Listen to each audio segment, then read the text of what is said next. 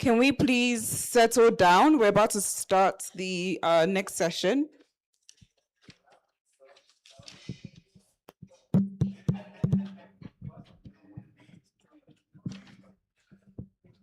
Colleagues, please, let's settle down. Afternoon and welcome back from your lunch break. We'll now be proceeding into our next session titled Reparative Justice for Africans and People of African Descent in a Changing Global Order. To help us moderate this conversation, I would like to invite Mr. Osei, the head of programs at ECOSOC, alongside panelists. So please, as I call your name, please head over to the stage. I'd like to invite Dr. Ebrima Sal, the Executive Director of Trust Africa. Online. Okay. Also inviting Reverend Bishop Rose from the All Africa Conference of Churches. Mr. Mahmoud Kamara, founder and CEO of Reform Initiatives. Ms. Ruth Oberokon, project lead, Reparative Justice from the Pan-African Lawyers Union. And we'll be joined online by Ambassador Amir Al-Jawali, the Director of Citizens and Diaspora Directorate of the AUC, and also joined online by Dr. Ebrima Sal, Executive Director of Trust Africa. Over to you, Nana. Thank you very much. I would like to welcome everyone back to the session. I know it's a bit of a difficult scheduling to come in straight after lunch, but I'm sure the room will fill up as we proceed. But we have a big panel, so I think it serves in all of our interest that we begin. So this panel was, like the others, introduced yesterday. So looking at how we can reimagine a global order that is more just and more equitable, looking specifically at redressing historical wrongs through the mechanism of reparations. So I'm joined by, on the stage, 3 very strong panelists, and also to join us online, 2 equally strong panelists that I will introduce to you presently.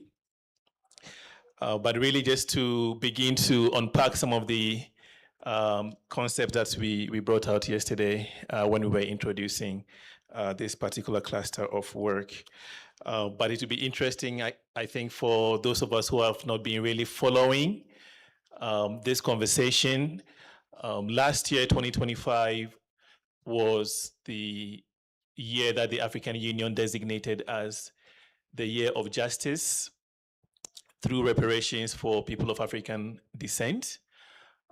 So throughout all of 2025, we had a number of programming and activities really looking at how we can consolidate both the political and the institutional infrastructure that will be necessary for us to pursue reparations in the global arena.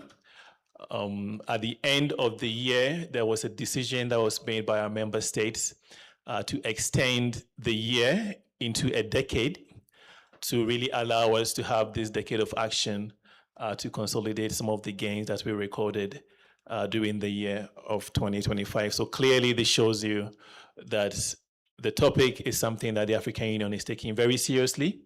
And there is a number of really important elements that I have the pleasure to unpack a little bit more with my esteemed panel this afternoon. So to kick us off, we will have Dr. Ebrima Sal. He is the Executive Director of Trust Africa. He will be joining us online. After Dr. Sal, we will have the Right Reverend Bishop Rose Okeno, representing the All Africa Conference of Churches. Then after the Right Reverend, we will have Mr. Mahmoud Kamara, who is the founder and CEO of Reform Initiatives, of whom we shall speak in a bit more detail as we move along. Then after Mr. Kamara, we will have joining us online as well, Ambassador Amel Ajawali, whom you met yesterday. He had to leave, but he's kind enough to join us online.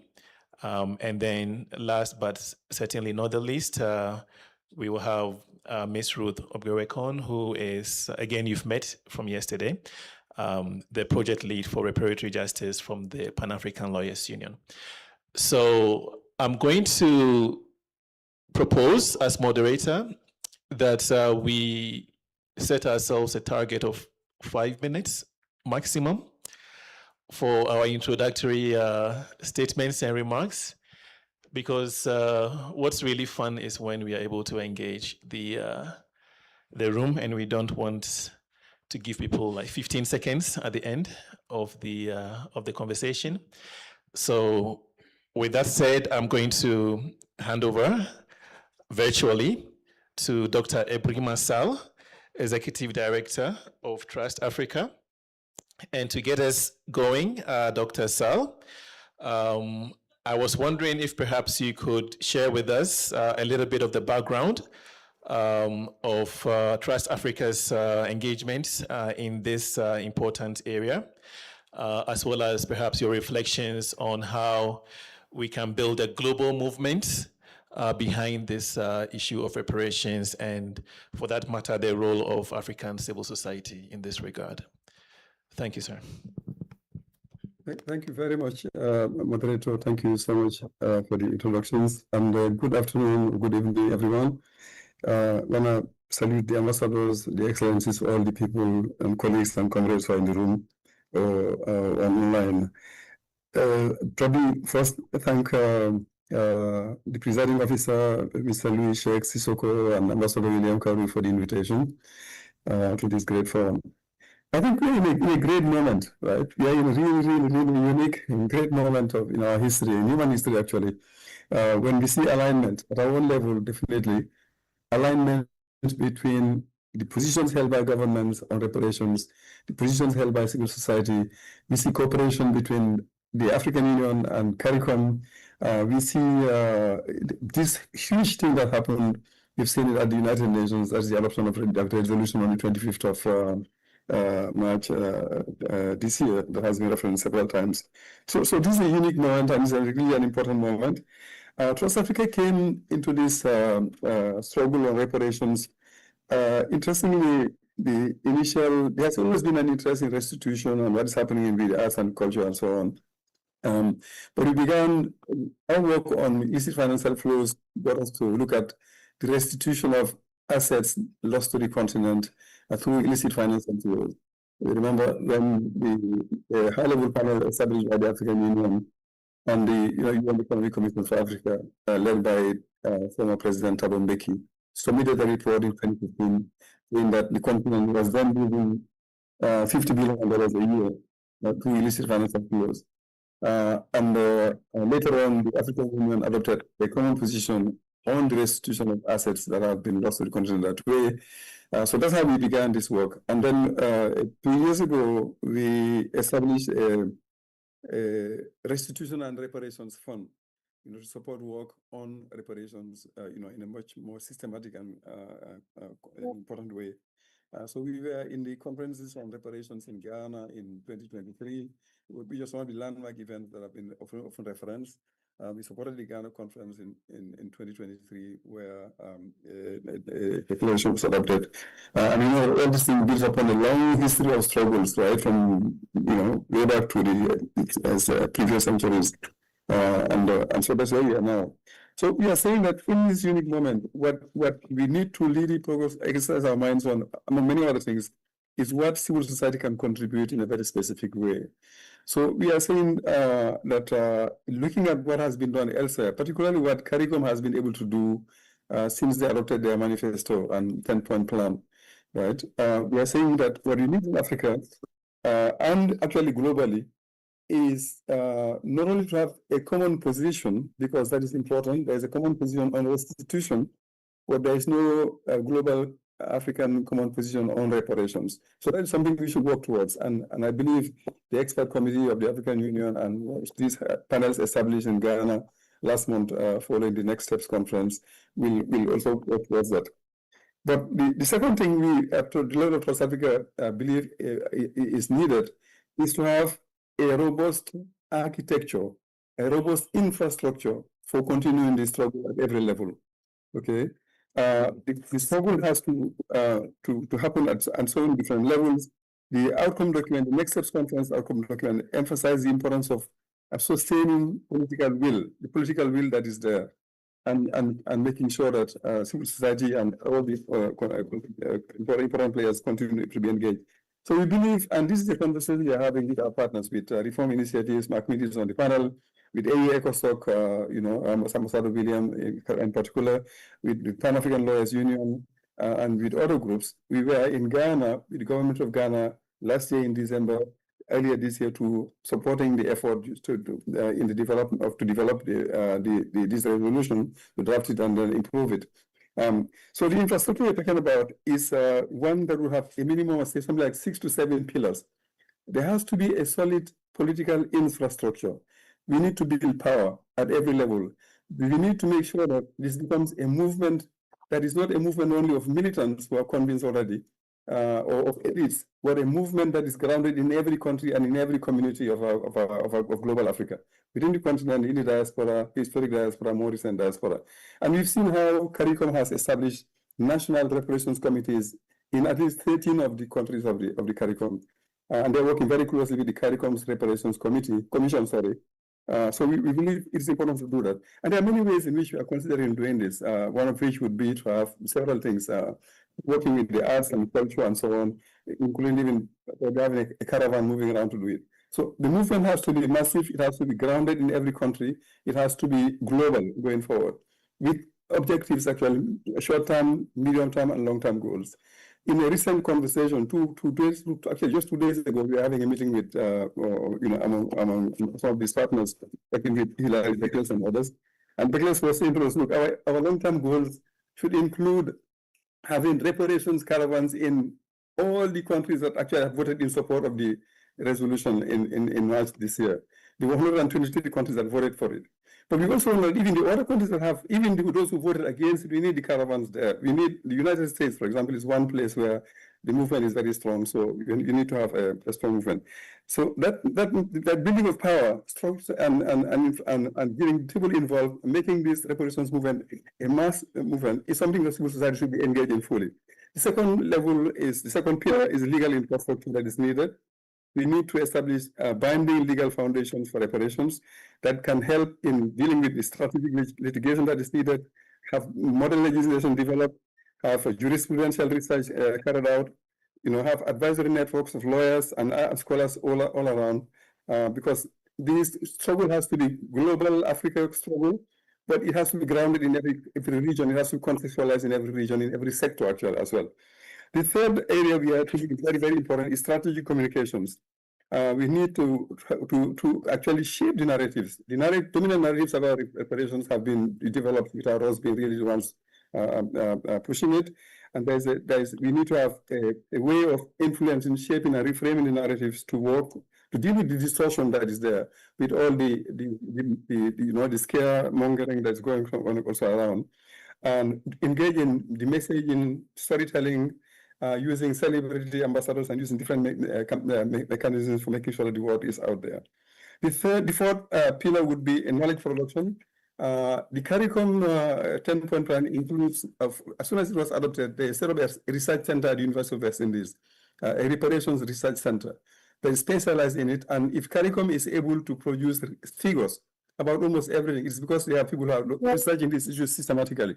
So we need to expand the research on knowledge production, on reparations and restitution within Africa and in the global diaspora as well. And that's one of the points that the framework of the Next Steps conference adopted. Knowledge production also emphasized. The fifth point would be popular culture, how we work with the artists, how we work with musicians, how we work with storytellers, to make sure that we get also the word spread much more widely into our societies and globally. We know the power of music in terms of conveying. We've tried it. We had the Stop the Bleeding campaign, against illicit financial flows, and BRICS is there with you in the room, BRICS member, Programs Director. And recently, earlier this year, there was a reparations festival in Nairobi that Macmeet and Lillian and Jasmine, our colleagues, were also involved in curating in Nairobi that we supported. So we need to mobilize massively using the arts and culture and so on. The fifth point, another point I would emphasize is the importance of using faith-based engagement. We need to, the faith communities are very, very important, and religion and faith and spirituality is also a part of this. So if you take the framework, and I'll end on that one, not to take too much time, Mr. Moderator. Yes, Dr. Sal, yes. I'm just ending on that one. Just say that I'm just going to reference it. I'm not going to go into the details.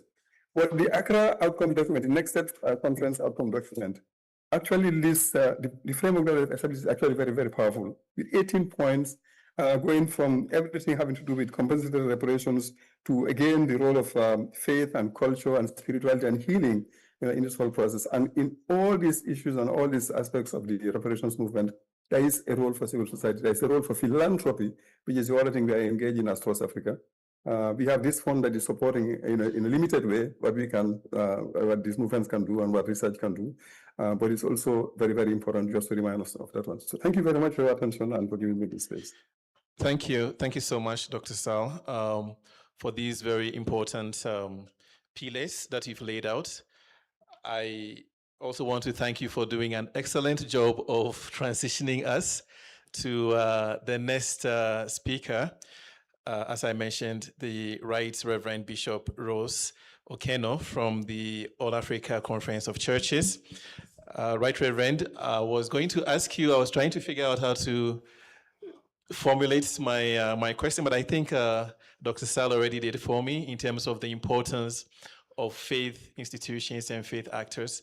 And we know that there has been a tradition of faith communities in justice. And so I wonder what your reflections might be on this topic. Thank you. Thank you. Thank you so much. And allow me to introduce myself. My name is Bishop Rose Okeno, a bishop in the Anglican Church of Kenya, serving in the Diocese of Butere in the western part of Kenya, but here representing All African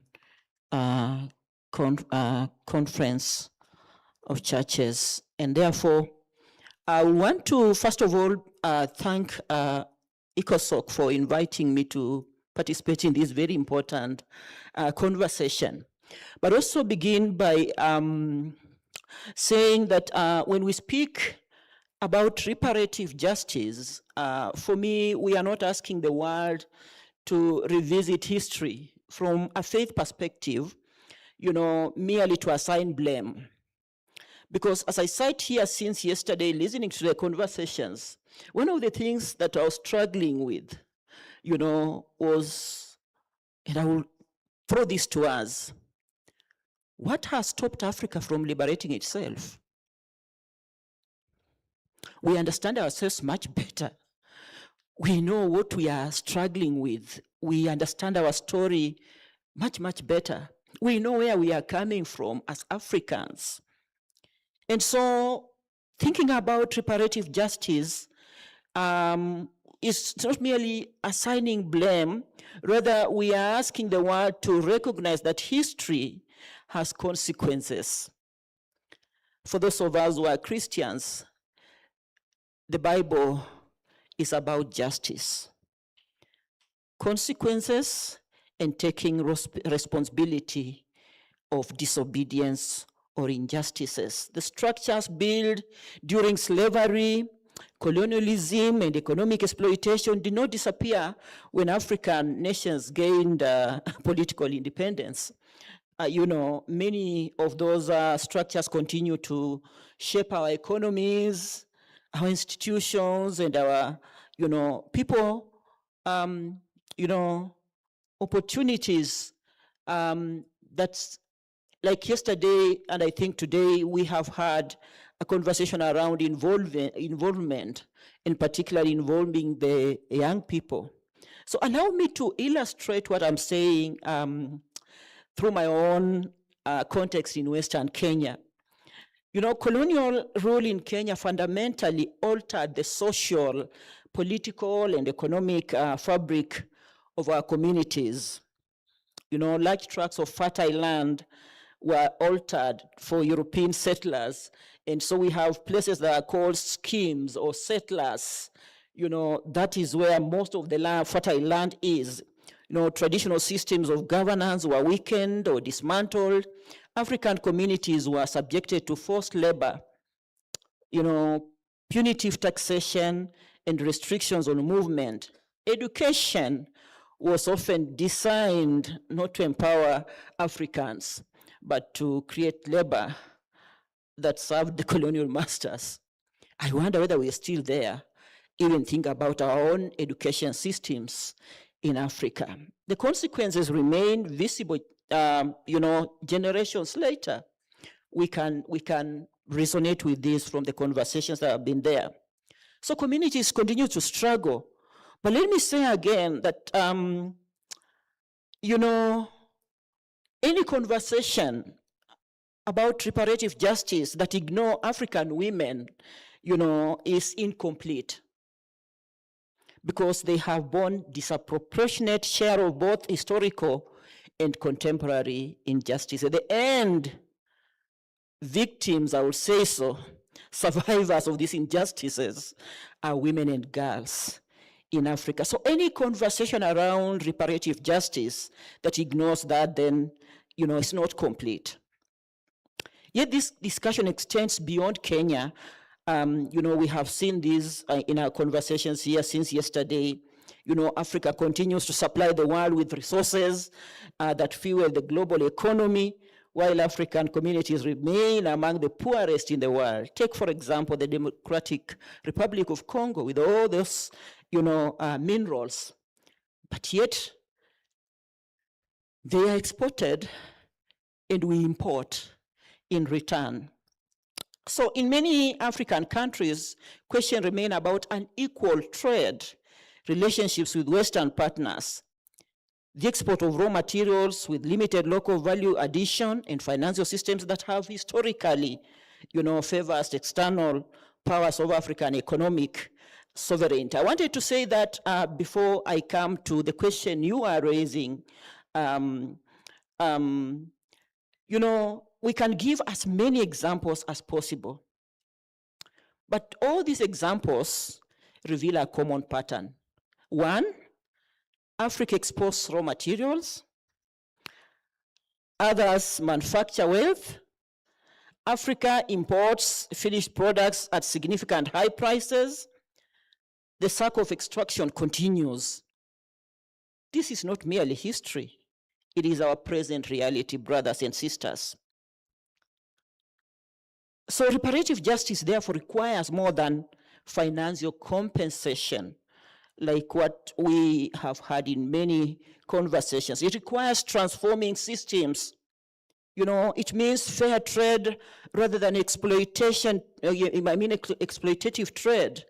It means, you know, technology transfer rather than dependency. You know, it means debt structures that enable development rather than perpetuate poverty.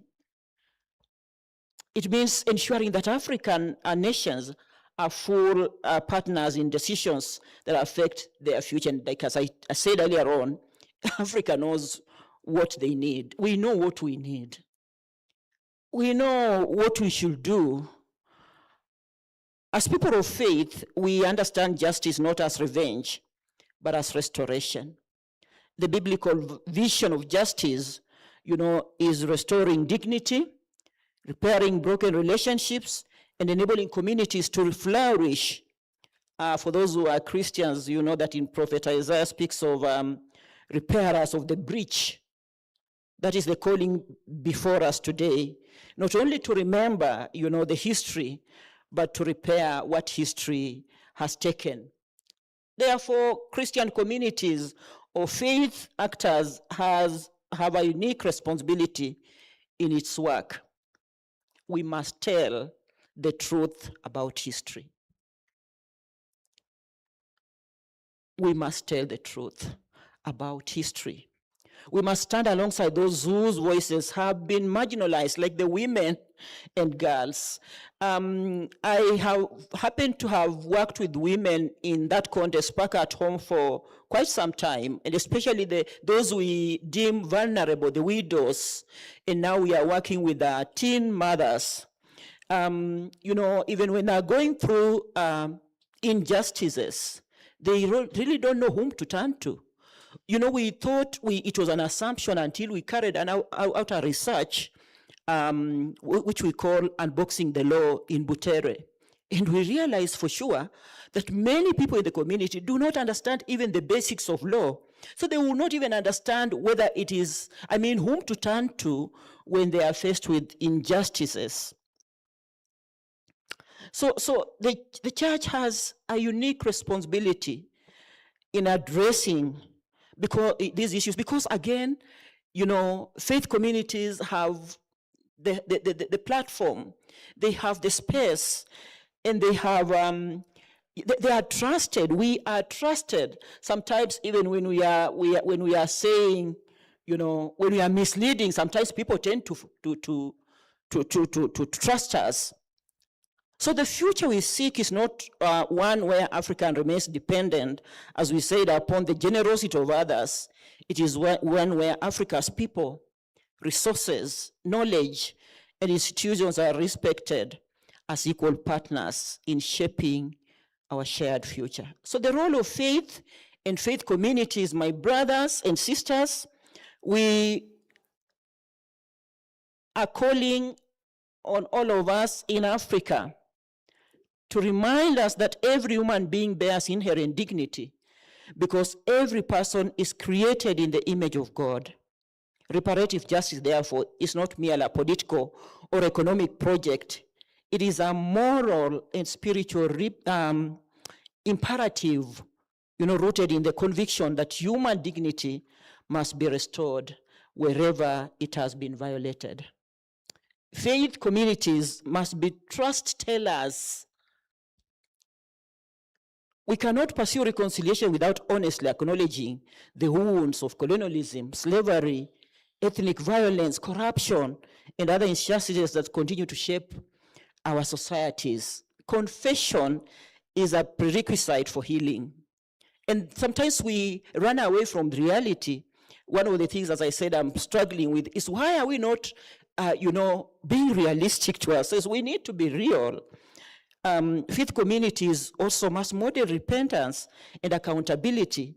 We know that's one of the things that is ailing us, Africa, because we know what we are struggling with is poor governance.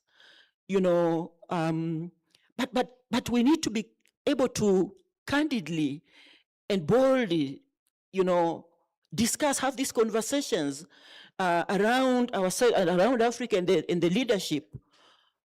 And this is a responsibility that faith actors can actually be able to boldly, you know, discuss and confront if we have to liberate ourselves. Thank you.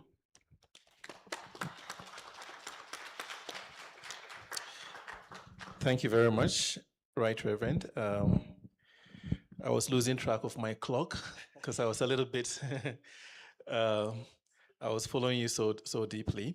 But thank you for highlighting two things. One, which is that the issue of reparations is not about vengeance. It's never what I think is being intended. So I think it's good for us to get a reminder on that. And then most importantly, highlighting the differentiation of impacts on the historical atrocities on women that occurred during that time, which are continuing up to now. I think that is a reminder that we should never lose track of. So thank you so much for bringing that to us. So we will move on to Mr. Mahmoud Kamara. If you have been somebody who's been active in any of these conversations, you've seen Mahmoud in every single room. And his presence was critical to the passage of the United Nations resolution on the enslavement of Africans. I think we've heard about that resolution a few times now, so I thought it would be a good time, perhaps given that McMaid was a key actor, a key architect, thank you, your primary architect of this work, perhaps to help us to get a little bit of a sense of what are the key components of that resolution are, what are the takeaways that you want us to leave with, and also what we can draw from that work to the wider reparations campaign. Thank you very much, Nana. Greetings, comrades. Greetings, colleagues. This is the graveyard shift of conversations. So I'm going to raise my voice so that I keep everybody awake. And ordinarily, I want to stand up and speak so that I see if Abdul Fatoma is nodding and snoozing, I can wake him up. But thank you very much for those of you who've come back to the room. This is a very consequential conversation. And as we heard from Dr. Sal earlier, we are at a pivotal movement in history. Professor Hilary Beckles, whom some of you may know, described the reparatory justice agenda as the biggest human rights issue of the 21st century.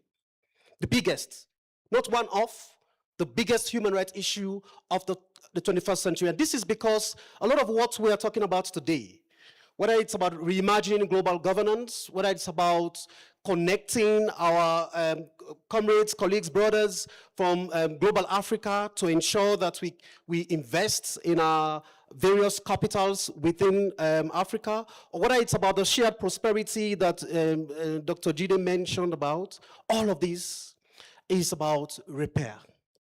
We've just heard from the Right Reverend that there can be no reparatory justice if there is no gender justice. I'm going to extend that to say it's vice versa. There can be no reparatory justice if there's no gender justice, correct. There can be no climate justice if there's no reparatory justice.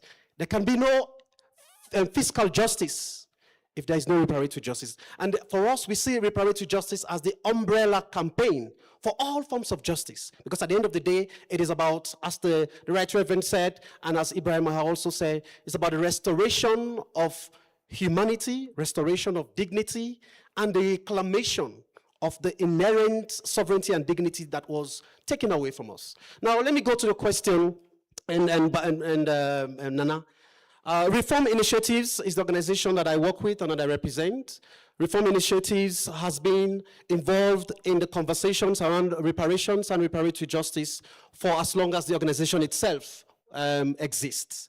We've been part of a number of initiatives, whether it's around the policy formulations at the AU level or at national level.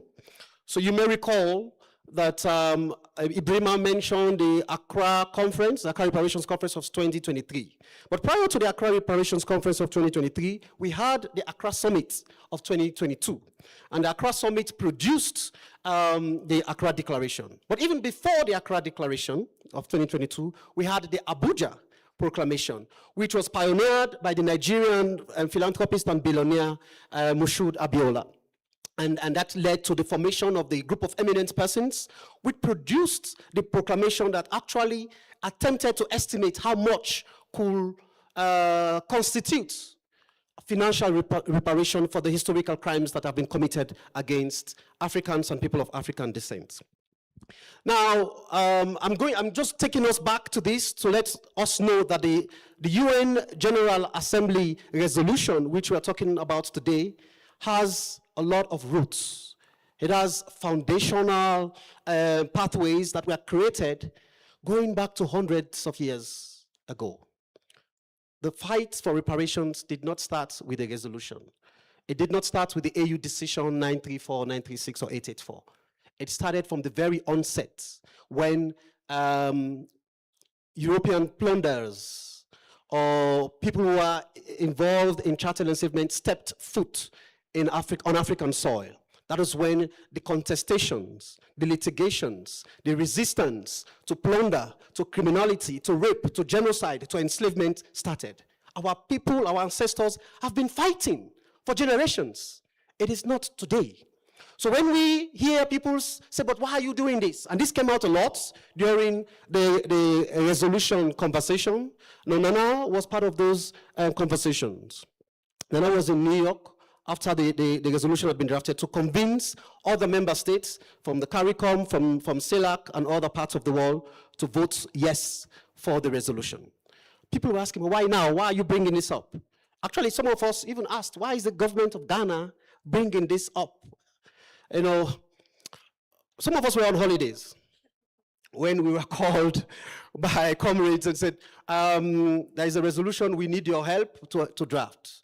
We started the conversation at the Wakati Wetu Festival. For those of you who don't know, we had the Wakati Wetu Festival in Nairobi in October 2025.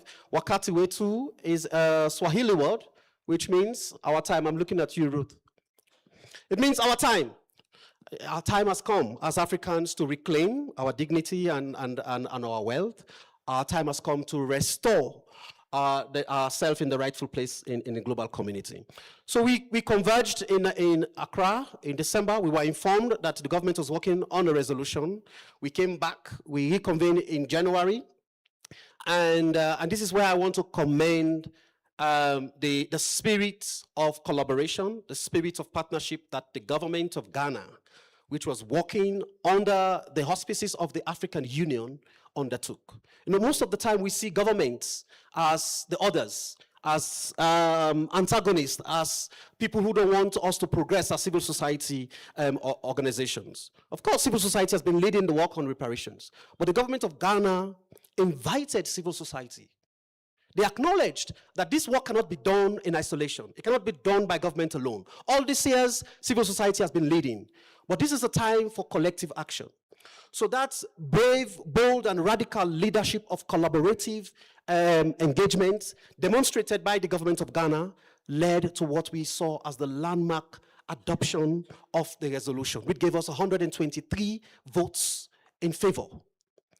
Now, this was a clear testament that when the global majority come together, global majority makes action that are transformative, not just in intent, but in spirit and in law. And that's what we saw with the resolution.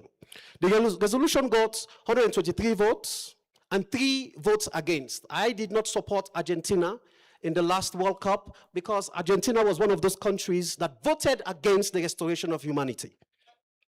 Clap for that, guys. No, it is important for us to mention this thing because every aspect of our life is interconnected. Nothing is separated. There's a reason why Argentina voted against the resolution. There is a violent erasure of black and black people in Argentina. Systemic, violent, and consistent erasure of black people in Argentina. It is not by default or it's by design. Anyway, so Argentina, the US, and Israel voted against the resolution. 53 other states abstained. Some of those states are now coming to us and to the government of Ghana and said, we actually we're not quite sure what happened, but we realized that this was an instrumental and consequential document. Now, the question that Nana asked was, what were the key elements of the resolution? The first one, in my view, apart from the fact that it actually demonstrated that global majority is indeed majority, is that it was the first document. We had 39 preambular paragraphs and 16 operative paragraphs. We spent from December to March, sleepless nights, countless nights, emergency calls at 2 a.m. from government officials. Oh, they're asking us about this. What can we say to produce that document? It was initially a 2-page. It ended up being 7 pages with those 39 preambular paragraphs. The reason why I'm mentioning this is because the preambular paragraphs elevated African history, African literature, African jurisprudence, and African fights for humanity. It was one of those resolutions where we, in the process of writing it, we were actually contesting the current norms of resolution drafting. It also shows the radical, brave, and courageous leadership that the government of Ghana took. Most of the time, we go to these spaces, the resolution is the same language, we just copy and paste what has already been written. We said, no, we cannot do this time. We have to upturn the practices and the models. I don't know how many minutes I have now. Let's say 3. 3 minutes, okay. We had to upturn the process. So we elevated African history that showed that our ancestors had been fighting against this crime against humanity. We referenced the Furukan Fuga, which is called the Maden Charter of 1235, to show that Article 5 of the Maden Charter actually elevated and amplified and indicated that the right to life is an indispensable right. It is a non-negotiable right. It is not the Universal Declaration of Human Rights that gave us that right. Our own historical, traditional jurisprudence already acknowledged and recognized that right and protected it. We brought that into the resolution. We also brought into the resolution letters and other efforts that were made by African kings, African leaders who resisted the trade, who said this is not a trade in our favor. This is a trade that is coming to transform the world. And we also mentioned in the resolution that the transatlantic slave trade and the racialized chattel enslavement of African actually is a world redefining encounter. And for us to transform the world as it is, reparative justice has to be seen and considered as a world remaking process. It encapsulates the issue of firstly giving us what has been stolen from us, and also dealing with the enduring consequences that both Ibrima and the Right Reverend has mentioned. We're dealing with the enduring consequences of those foundational crimes that were committed by the people I call colonial criminals. The world is a criminal platform, and that criminality or the criminal act started with the act of enslavement, with the trafficking and the racialized propertification of humans. Another key element of the resolution is that it also acknowledged that it is the first time that human beings were considered as subhuman. Of course, slavery had existed, but it's the first time that an act actually reduces our humanity. And there are elements, there are laws, and I know Ruth is going to talk about the laws that actually codify this. So the resolution came and said, yes, there have been acknowledgements. In September this year, the Slavery Convention is going to be 100 years. It was adopted by the League of Nations in 1926. And the instrumental nature of this resolution is that 100 years since the Slavery Convention, we have a resolution that goes beyond what the Durban Declaration on Program of Action actually said should have been a crime against humanity. We are saying it is, or should be considered as the crime against humanity, the gravest crime against humanity. It is not a hierarchy. It is a recognition that goes beyond just recognizing, but a recognition that should give us premium to advocate, to stand tall, to demand our right, and to see reparative justice, not as an act of charity, but as what we are entitled to as Africans and people of African descent. I'll pause there and I'll come back. Thank you very much. Thank you very much. And I definitely acknowledge that's a pause and not a stop. We'll come back. So I think Mahmoud really demonstrates the power and strength of civil society, when it gets focused on a topic like this. And it is really through the energy and the expertise that was brought to this work that allowed this work to be carried forward through the institutional mechanism that we have at the African Union. And that is a way to transition us to the next speaker so that we can also get a sense of institutionally as a union, what has been the trajectory that we have followed as this issue of reparations became something that is more and more important and central. So I have the privilege now to invite Ambassador Amer Al-Jawaili.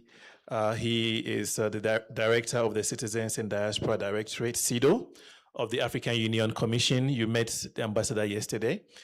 He had to leave us, but he's been kind enough to rejoin us for this presentation. And he will be speaking specifically to the role of the AU in really establishing the political and the policy framework that is necessary to carry forward this work. So, Ambassador, you have the floor, sir.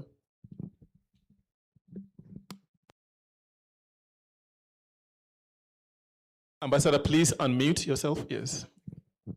Thank you very much, my dear brother Nana, and our distinguished moderator. And allow me, I'll be also sharing a PowerPoint which basically speaks for the title of the conference, for the title of the forum, a reimagined governance. So now we're talking about reparatory justice for a reimagined governance. And I should admit at the very beginning, our dear moderator, that ECOSOC has kindly invited me to maybe 2 or 3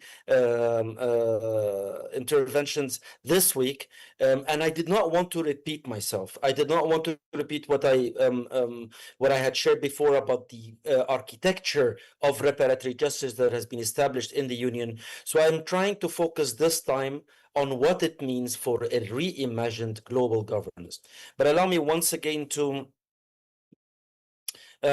commend ECOSOC for convening this forum, and of course the leadership of ECOSOC through the presiding officer, my dear brother Sheikh Sissoko, and my dear brother Ambassador William Caro. Appreciate you, dear brother Nana, as a moderator. And of course I'm very, very honored to be with the fellow panelists and co-panelists, Dr. Ibrahim Assal, Bishop Okeno, my dear brother Kamara, and of course my dear sister Ruth. Let's not forget, of course, our partners whom we've recognized yesterday as well. You know, my dear audience, the key verb, the key word is actually the key part of the verb of this conference is reimagine, and it follows through with the recognize, with the repair, with the restitute, with the return, with the reform. And that is all an important set of rethinking through reparatory justice. And because we are reimagining, we cannot reimagine the house while refusing to repair the foundations on which it stands. The house here is the global house in which we all reside as UN members, as the global humanity. So it's very important here to know that yes, reparatory justice is often heard as a grievance about history, but its most demanding element is the guarantee of non-repetition. I'll give you, I was at the UN Permanent Forum for People of African Descent, the 5th session that took place in Geneva not too long ago. And here I'm really happy and proud to announce once again that for the first time, the UN Permanent Forum of People of African Descent will convene next year in 2027 on African soil. It usually convenes in Geneva and New York. For the first time, it's coming to the premises of the African Union in Addis Ababa. And let me, for those who are not there, obviously the whole meeting is about people of African descent, but there was one representative of a state that is observer to the UN who came to speak, and before him speaking, every single African in the room stood and started cheering, to the extent that that representative got actually almost surprisingly shocked, and he lost the words before he took the microphone. Why? Because justice for Africans and people of African descent is a never again justice. That the incredible crimes that have been committed against the African people should never be repeated, and hence we're talking about a world that is more just. So here we're talking that reparations is not merely the deconstruction of the tragic past, it's the construction of a better future for the whole of humanity. Now, the architecture is very clear. It was a set of resolutions that led to this architecture. 884, which designated the year for justice of Africans and African descent. 903 in 884 is in 2024, actually. 903 in 2025, which mainstreamed it and asked the convening of 2 meetings, the Algiers Conference on the Crimes of Colonialism in December 2025, the 9th Pan-African Congress on which actually its theme is so much similar to the title you chose for this meeting, my dear brother. It's about the renewal of Pan-Africanism and African role in the reform of multilateral institutions. These two meetings were part of a major campaign by the African Union to set the agenda of reparatory justice globally, because now we are proclaiming our own view, our own perspectives through multi-stakeholder signature events, which means that it was governments, yes, but it was you, civil society, it was you, diaspora, and it was you, African citizens. Then 942 came in 2026 to make the year, as you mentioned in your introduction, from the year to a decade. So that theme now became a whole trajectory for the next 10 years. Now, it's important to see that those slogans turned into structures. The AU Coordinated Team on Reparation, which cuts across the whole AU system, and I'm incredibly proud that CEDAW is the AU focal point in this regard.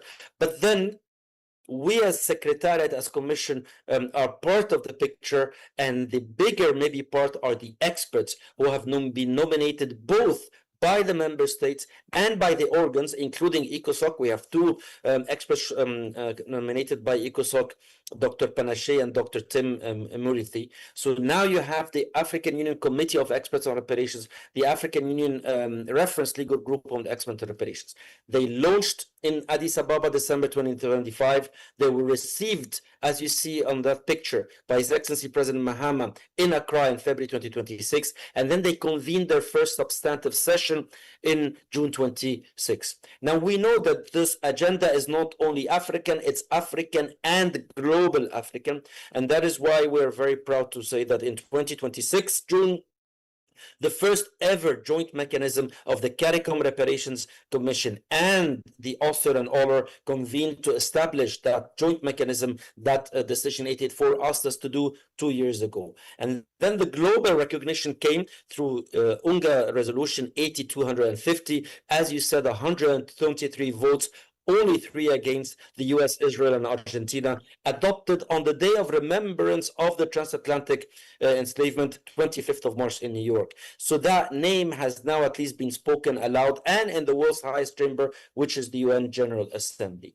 Now, it's important here to say that this machinery, particularly author and author, decided even to identify the parameters of what the Common African Position on Reparations are. They established working groups. Author established working groups on the applicable sources of international law, on the classification and qualification of historical crimes, and on the practices, procedures, and modalities for reparation. Now we're trying to detail more that big picture into concrete segments. And very much relevant, author established 4 main working groups, and look at what the first one is. It's almost a translation of the title that you chose for this conference, Reimagining Global Governance, but reimagining global governance through structural reparations. For the first time, we say that the whole international system, as you mentioned, needs to be redressed, needs to be adjusted, needs to be reformed for Africa to occupy its rightful place. Someone mentioned yesterday that there were only 3 or 4 African countries at the signature of the UN Charter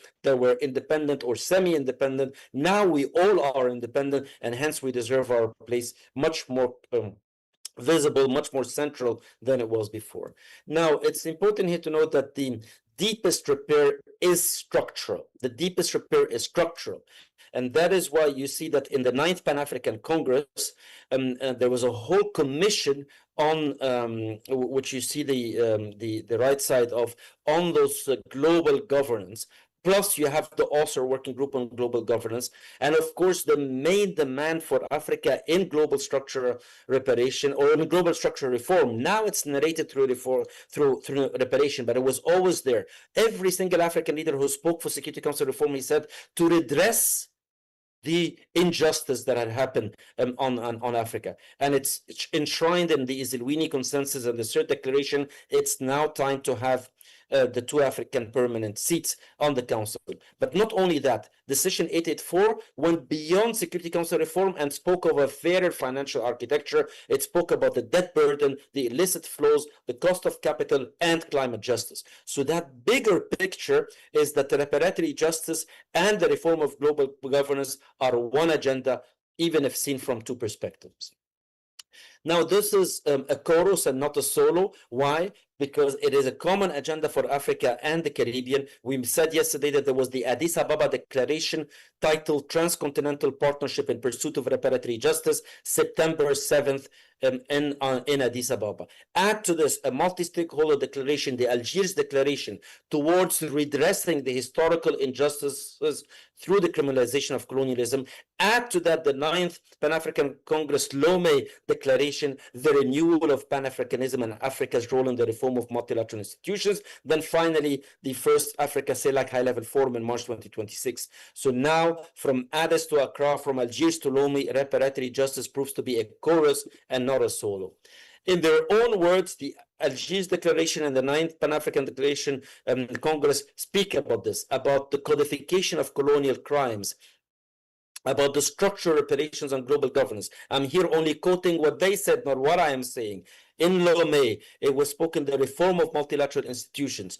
That's what Lomé and the Pan-African Congress is saying, not what I am saying. It's become enshrined into our reparations agenda.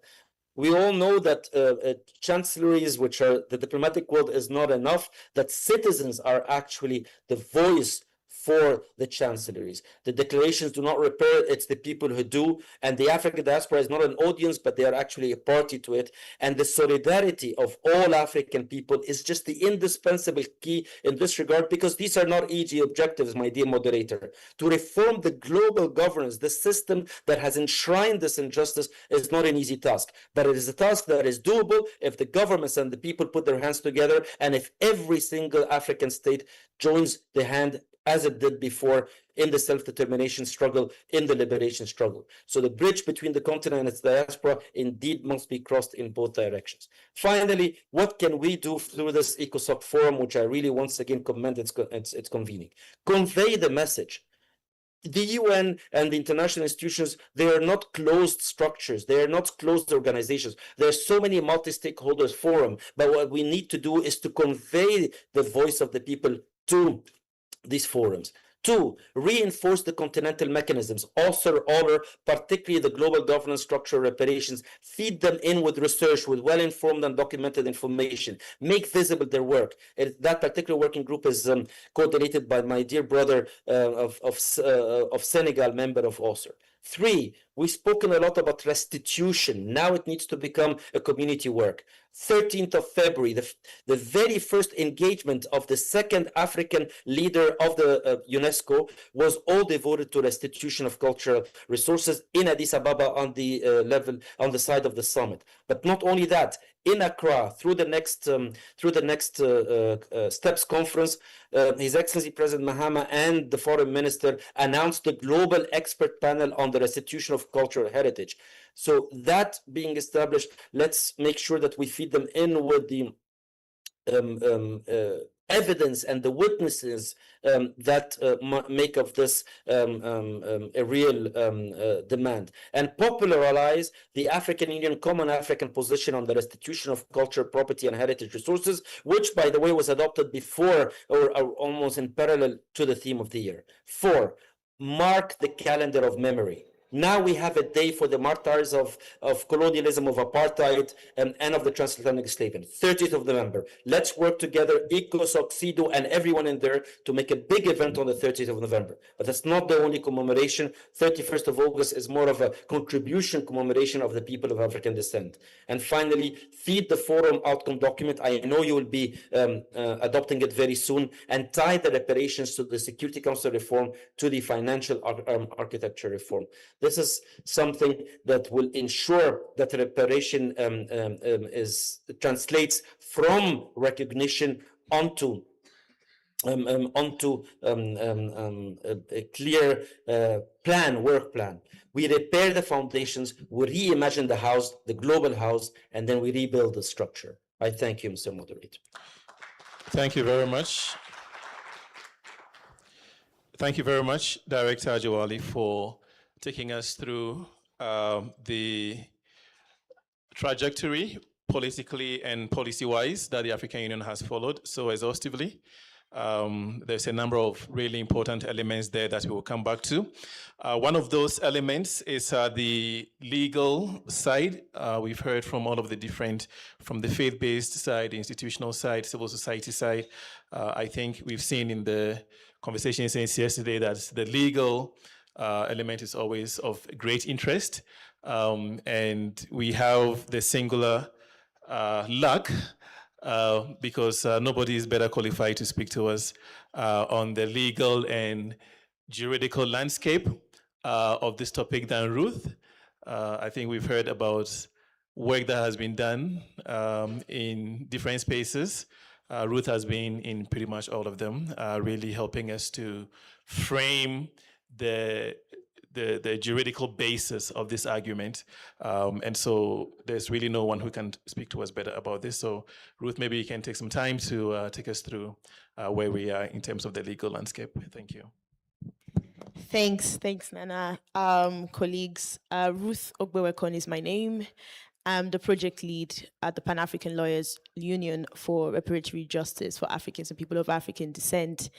And I hope it's not by design that the lawyer was told to speak last, because we are known to pour ice over everything based off of our pragmatism and what's possible in law and what isn't. But fear not, I'm not here to say that reparations is not possible. In fact, the opposite is the case. And we've been working last year, this year, in pretty much a number of the processes. Ambassador Ajo-Wiley, we work very closely with CEDAW, we work closely with the Ghanaian government, reform initiatives, ECOSOC, and so on and so forth, and other processes that are ongoing as well.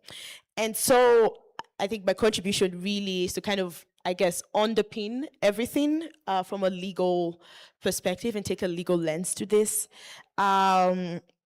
And I think I should just responsibly state that there is definitely not enough time for me to identify all the key pillars and the key arguments of, the legal infrastructure underpinning reparatory justice for Africans and people of African descent. So I'll really just give you headlines. And I will say, if you're interested in fellowshipping with lawyers, as boring as we might be sometime, we're having a conference, an international law conference on reparations in Cairo at the end of August. That's the 30th of August. So if you want more information on that, you can look for me or ECOSOC, and they'll send that information along.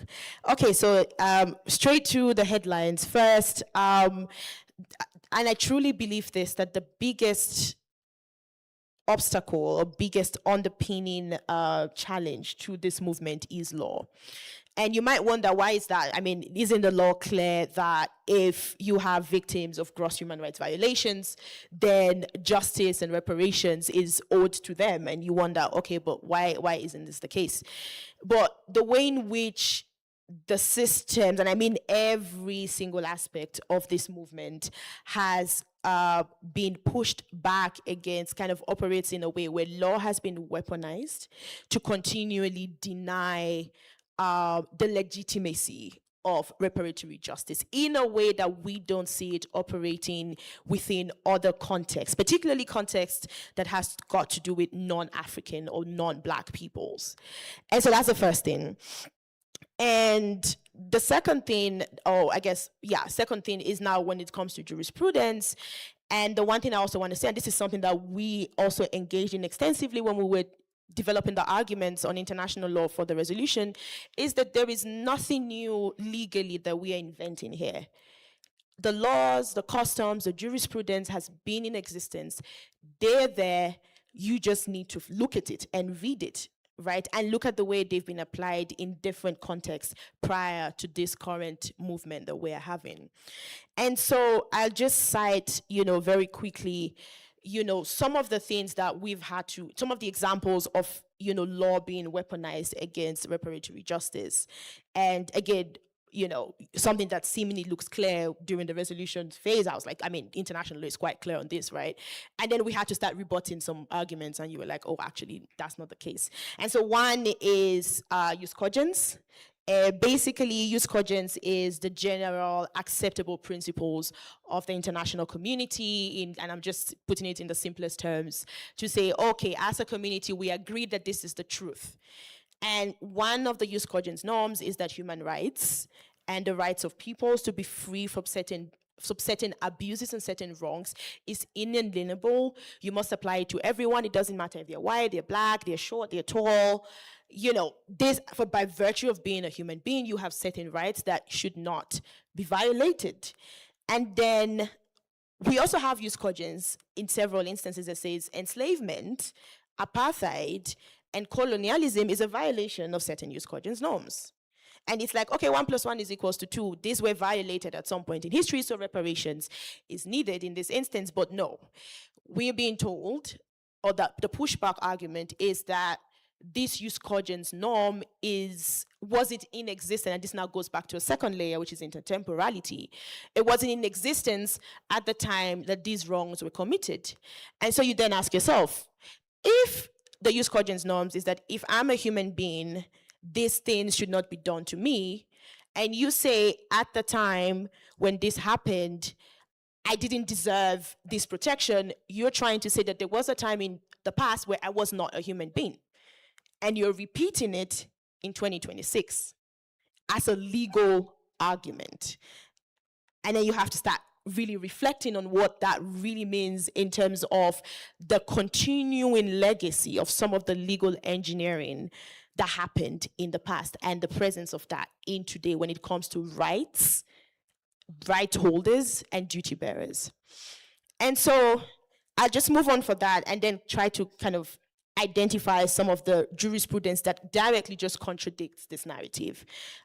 So how we try to look at it, or how I try to look at it, is there are 3 sources of evidence of jurisprudence on this matter that directly contradicts, this opposing argument, legal argument. One is evidence of jurisprudence in written text, and Mahmoud highlighted some of them. I'll talk about them very briefly.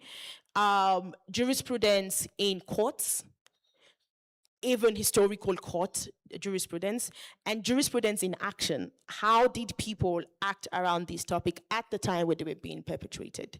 And when you look at this cumulatively, you can actually distill customary law, whether you want to call it international customary law, you want to call it African customary law, or you just want to call it customary law, but you can distill custom to say at the time when these things were happening, it was always wrong and people always resisted. And there's evidence of that. So evidence in written text, Mahmoud mentioned the Mandela Charter of 1236. The charter directly guarantees, security of life, abolition of enslavement, social harmony, food security, freedom of expression, etc. And when I say 1236, that's not a mistake, because when you turn to the engineering that justified, for instance, enslavement, which are the papal bulls of the 14th century, they came after the Mandela Charter. So we had a global world order that said, as human beings, A, B, C, D are your most basic rights. And then there was an intentional legal engineering that came with Christendom, because that was the dominant legal order of the time, successively through the papal bulls that said, actually, this is only applicable to white men Christians, white male Christians. And every other person that doesn't fit within this box, we could do pretty much anything to you. And then that became law, and it was perpetuated. And right after that, the doctrine of conquest that gave authority legally for colonizers or European settlers to go into a place and take over, as long as these people were not white or Christian. And so you directly see that we started off as a global world order, whatever, system of social cohesion happened at the international level at the time, where certain violations were not allowed. And then we moved towards an intentional engineering where these violations then became allowed. And then now we are having to make the argument to say, actually, we should start from the very beginning before this intentional engineering, legal engineering happened. And so that's just in written text. And then even after the intentional legal engineering in legal text, in written text, like the papal bulls or the doctrine of conquest came into be, there were still written protests, like the letters of King Alfonso to Belgium to say, whatever is happening here is wrong. And these letters are there. It's evidence. It's written very clearly. So, and several other evidence of written protests by African kings and queens to, Europe and the kingdoms at the time to say, what you guys are doing is wrong. And so that's also evidence of jurisprudence. I'll switch to jurisprudence in courts. We can go all the way back to the Mendoza case, which was an Angolan case of an Angolan prince, which, by the way, if you even try to search this case, it will give you every single option but the actual case, which is, I'm just thinking back to the session that was before this on data sovereignty.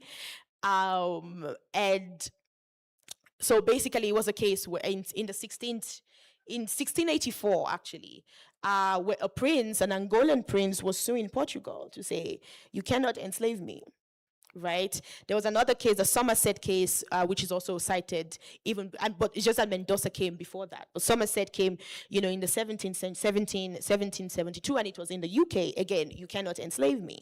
Principle of equality. We had the US case and the collective, abolition cases that then came, Walter, Dred Scott, et cetera.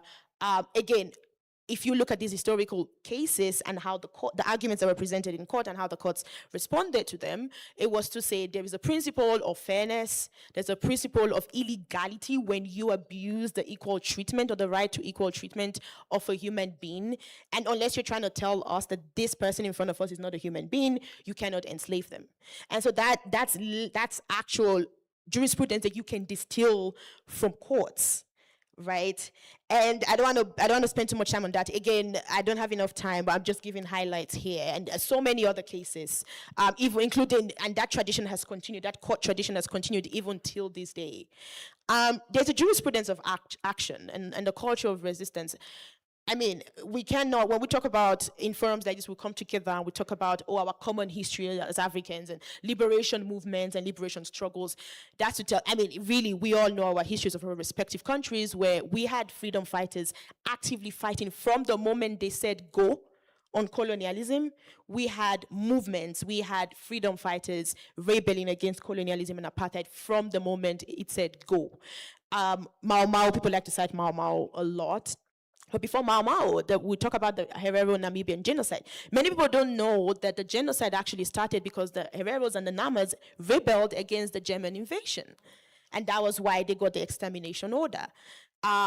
Algeria, the freedom movement in Algeria, and so many more. This is something that's shared really across this continent. And that's with respect to colonialism. Apartheid, of course, we are all familiar with the history of the ANC and the solidarity of Africans and, people of African descent like Cuba and et cetera, when it came to combating or fighting against apartheid in South Africa. Same thing with enslavement. The Igbo landing where mass suicides, people who have been captured and enslaved really chose death as a form of resistance rather than being enslaved. So that's to tell you that even when we start distilling action and behavior of individuals and groups of people, we can also see the resistance. And that again just tells you this was always wrong. And so just to conclude, moving on now and transitioning to elements or evidence of these cultures, legal cultures in today's world, nothing really has changed. These laws still exist. And we've seen these jurisprudence form the basis for which reparations has been paid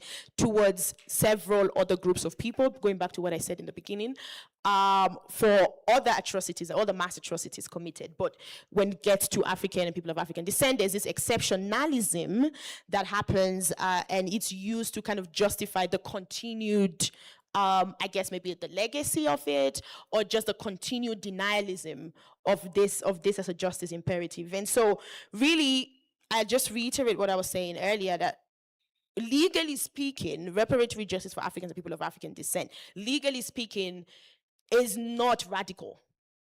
It exists in the very simple text, behavior, practice of the law. And there is nothing wild when lawyers gather together. When we gather in Cairo in a few days from now, we're not going to be cooking up certain narratives. We're literally just going to be talking about the law as it currently exists. And so that's already there. And this movement, when we talk about the legal foundations of the reparatory justice movement, it is really, how I see it, is really just about holding up the law and saying, hey, here is the law. You applied it against those folks. Why are you not applying it here?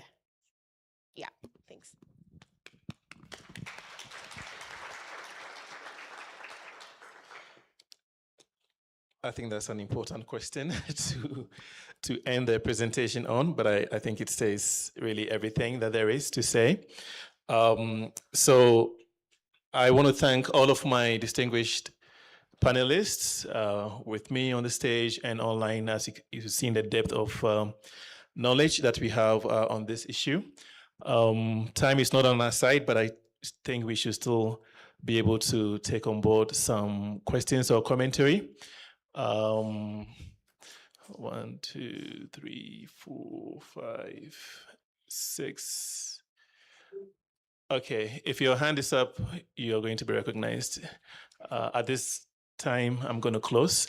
I'm going to please ask you to do everyone a favor and be very concise and quick in your question or comment. If it's a question, please direct it to the panelists to whom you want to ask. If it's a comment, then please be concise. We can start with the gentleman to my right.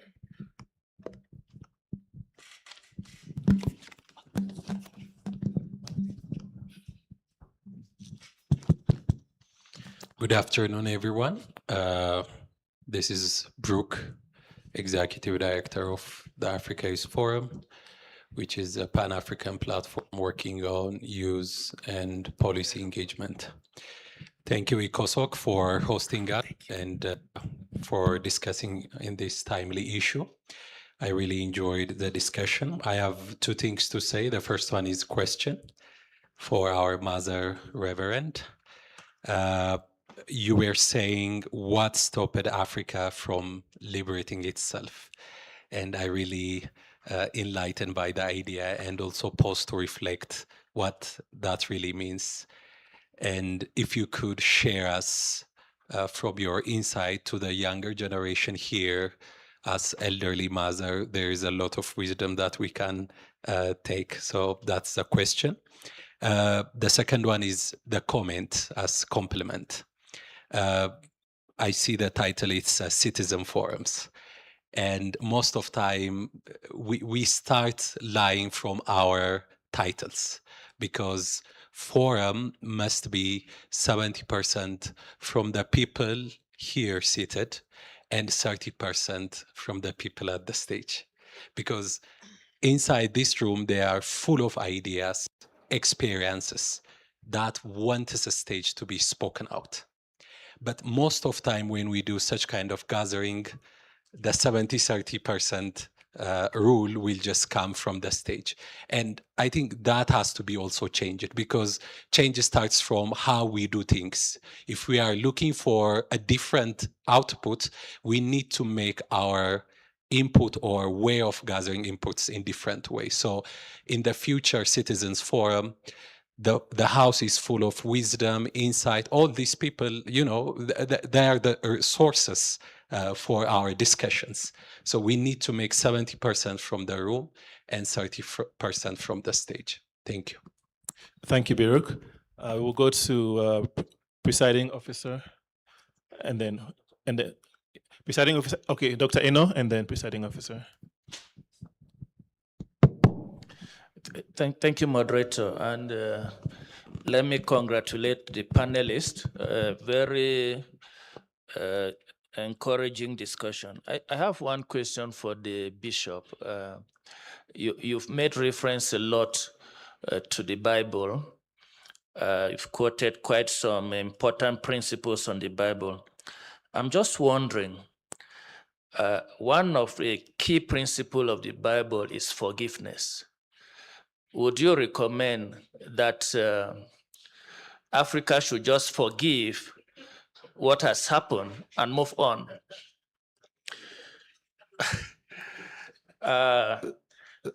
To my sister Ruth, what we are currently witnessing is a political movement, a political approach by member states. You have outlined the legal avenues.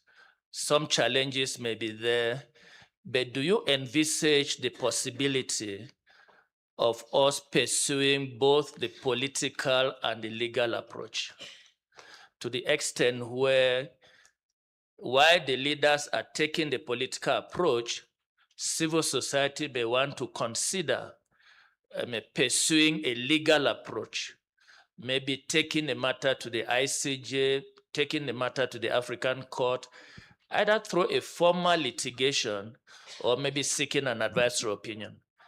This is something that has been floating around for some time, but I have not seen any concrete action. My brother McMeet, I understand you're a chief architect of the Ghana resolution. I just want to find out. That was an inside joke, just to be clear. I just want to find out, and I'm sure the participants would also want to know. The AU has been pushing for reparations for not only the slave trade, but also for colonialism. However, in the resolution, Ghana seemed to have focused only on the slave trade. Is there a particular reason for that? And what do you make of the fact that all those that would have considered colonialists, all European countries, did not vote against the resolution, but instead abstained? What do you read from that? I think I'll end there because I'll give time to others too. Thank you so much. Thank you. I'm going to call on Presiding Officer Emeritus Richard, and then my brother in the white shirt, and then my sister in the back. I'll get to you guys. Yeah. If we can be concise, I think it will help everyone. Thank you, Nana. Yes, I'm going to try and be concise. In order to be concise, I think one of the things that are critical, I think, in this whole discussion is to recognize the fact that what we are doing has a very important process, because we are recentering Africa's history. It's important because for many of our young people, sometimes they look at these things and don't realize why we have to return to this history. The reason, I think, very simply and succinctly, is because when we talk about all this reimagining and Africa, we have to recall and remember that while we are asking for reparatory justice, we are also deeply conscious of the fact that this whole geographical space called Africa and the identity of Africans has some elements of imposition. It was never, you didn't choose to become a Cameroonian or Ugandan or Sudanese. No, some people chose that in Berlin. And that was the story of colonialism. And I don't want to go too far, but I wanted to say that that's an important part of this reparatory justice, to recover our history. But that means that for young people who are listening to this discussion, some of them may say, maybe this is something that is about old people trying to settle their scores. No. I have this book, which I talked about it yesterday, by Stephen Chan, African Political Thought. Why I want people to read this book is because Stephen Chan helped us to look at all these African people, leaders, from Nkrumah, Sankara, Mugabe, Kenyatta, Nyerere, whoever who were trying to do something about Africa, and what is it that they were trying to achieve. What they were trying to achieve is what we are doing now, which is reparatory justice in different forms.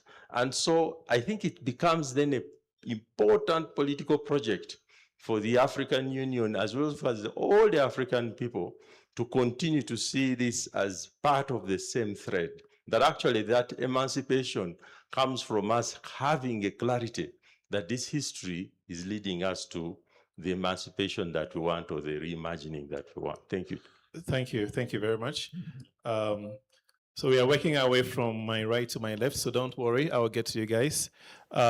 my brother in the white. Yeah, please be brief, please. Okay, thank you very much. My name is Zakari Simana, and I am a youth leader in circular economy initiative, which is based in Ethiopia, and which works in climate and tech nexus. So today's the thing that resonates with me is that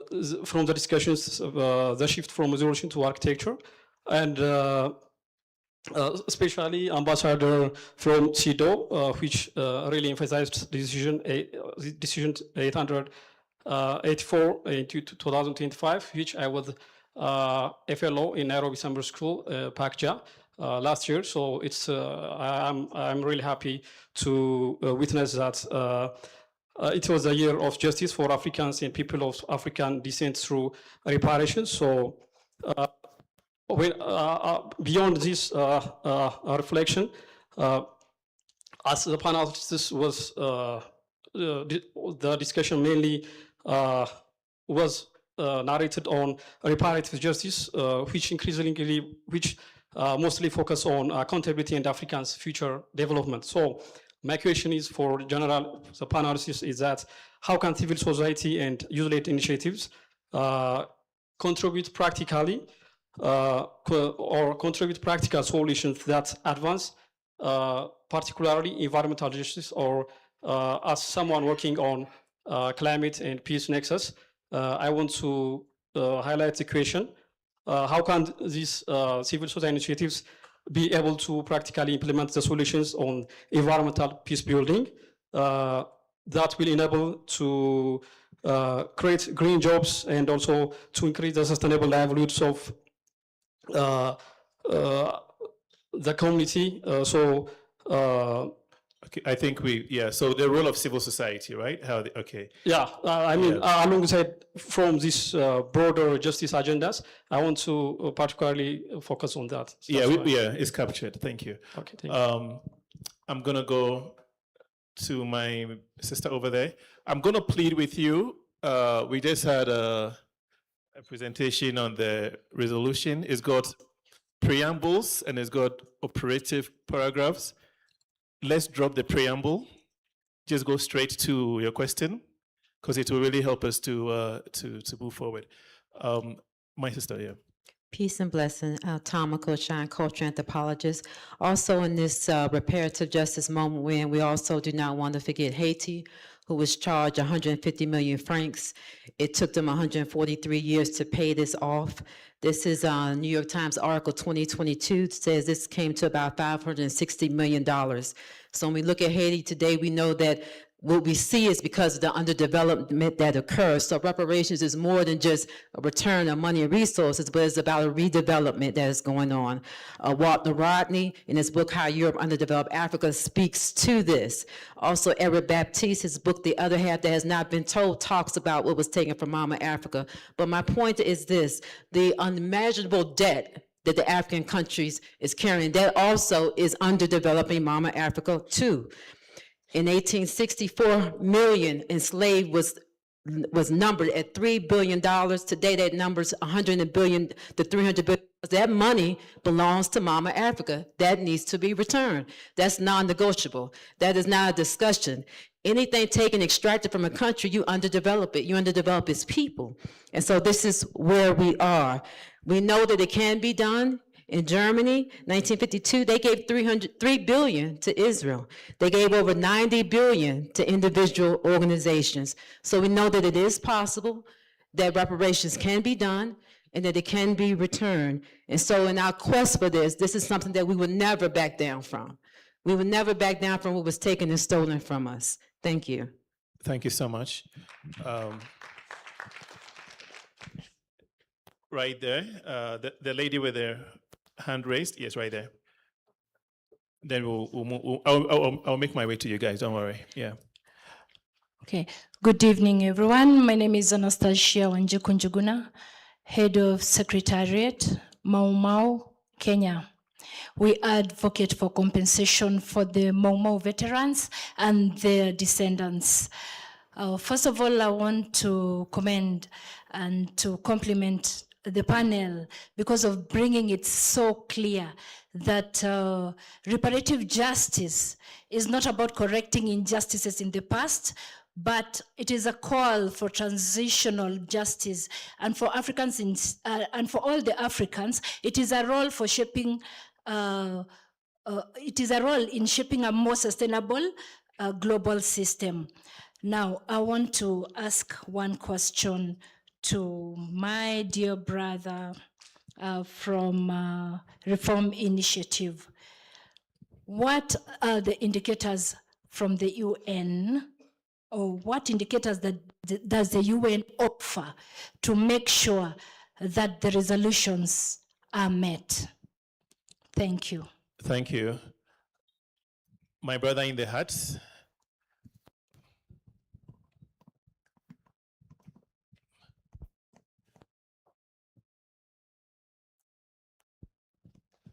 All right, peace and blessings to everybody. I really don't have a question, I have a statement. I know I heard a little talk about the Bible, and I just want to bring clarity to the Bible is a political book and not a religious book because it talks about kings. And the prophecy of the Bible is connected to Ethiopia. So when we talk about, the prophecy and the slavery, all this is written in the Bible. So I think a foundation that we should approach when it comes to judgment, reparation, is bringing the Bible and reconstructing it to what it's really talking about, prophecy and not religion. And I think if we start there with a lot of young people that's in religion, they can come out and they could be a part of this movement. And last but not least, in America, as Black people, we spend 11 to 19 billion on tithes. That money can fund, this movement that we are talking about here today. I'll land with that. Thank you, sir. Okay, now to my left, let's go to my sister with the hand raised in the, And then, okay, so you will close us then. So 2 more questions. Okay, thank you. Good evening, everyone. My name is Rahama Mulgeta.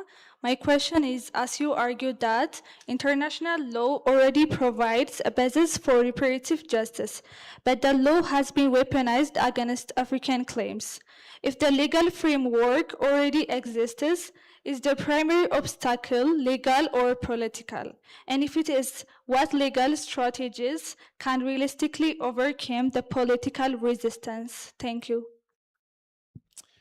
Thank you for setting the templates of how to ask a question. That's an amazing question. So we have the last question right here.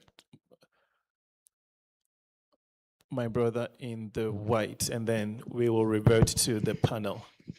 Okay, thank you very much. This is the spy from the Institute of Global Peace and Conflict Management. First, I would like to applaud the panelists and also the brief and insightful presentation from His Excellency Ambassador Amir as well. So as this is the last session of today's forum, I would like to briefly intervene regarding the entire sessions that we had. So initially, I would like to commend for this forum for following an inclusive approach in global governance, because in this fractured world with overlapping crises, we cannot afford to follow a fragmented reform system. So this forum has recognized that. And also I would like to appreciate that the way they followed the back to the future approach. Yesterday, one of the panelists was saying that we should go back until 1945, where the current world order has been set. So even the UN back then, where most of African countries were under colonization back then. So even the UN Security Council has been reformed once in its history, saying in 1965, where Africa was granted 3 non-permanent seats.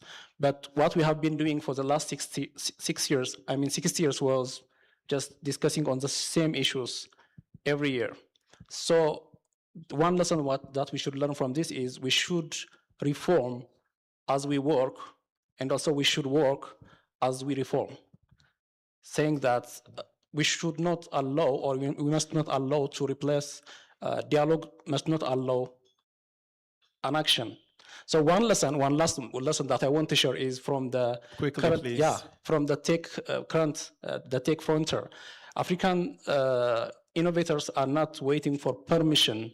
They are on the verge of developing an African-based AI based on indigenous knowledge without waiting for permission or waiting for a seat at a table that has not been built. So this reminds us that we should work in yes, we need a reformed multilateral system. We need a reformed Security Council, but above all, we need a reformed mindset that sees Africa not as a problem to be managed, but as a co-equal partner that could shift or shape the global solutions. So thank you so much. Thank you very much. Okay. I wish we had more time, but feel free to grab any of us on the stage for more bilateral questions. Maybe we can go to the online colleagues first, so we can release them. I know Dr. Sal, for instance, has been on the connection for a long time. So, Dr. Sal, I think from what I gathered from the room, there was quite a bit of interest in civil society mobilizing around this topic, which is really some of the things you had already laid out. So perhaps just by way of final takeaway, what would you like us to take away from this conversation briefly, please?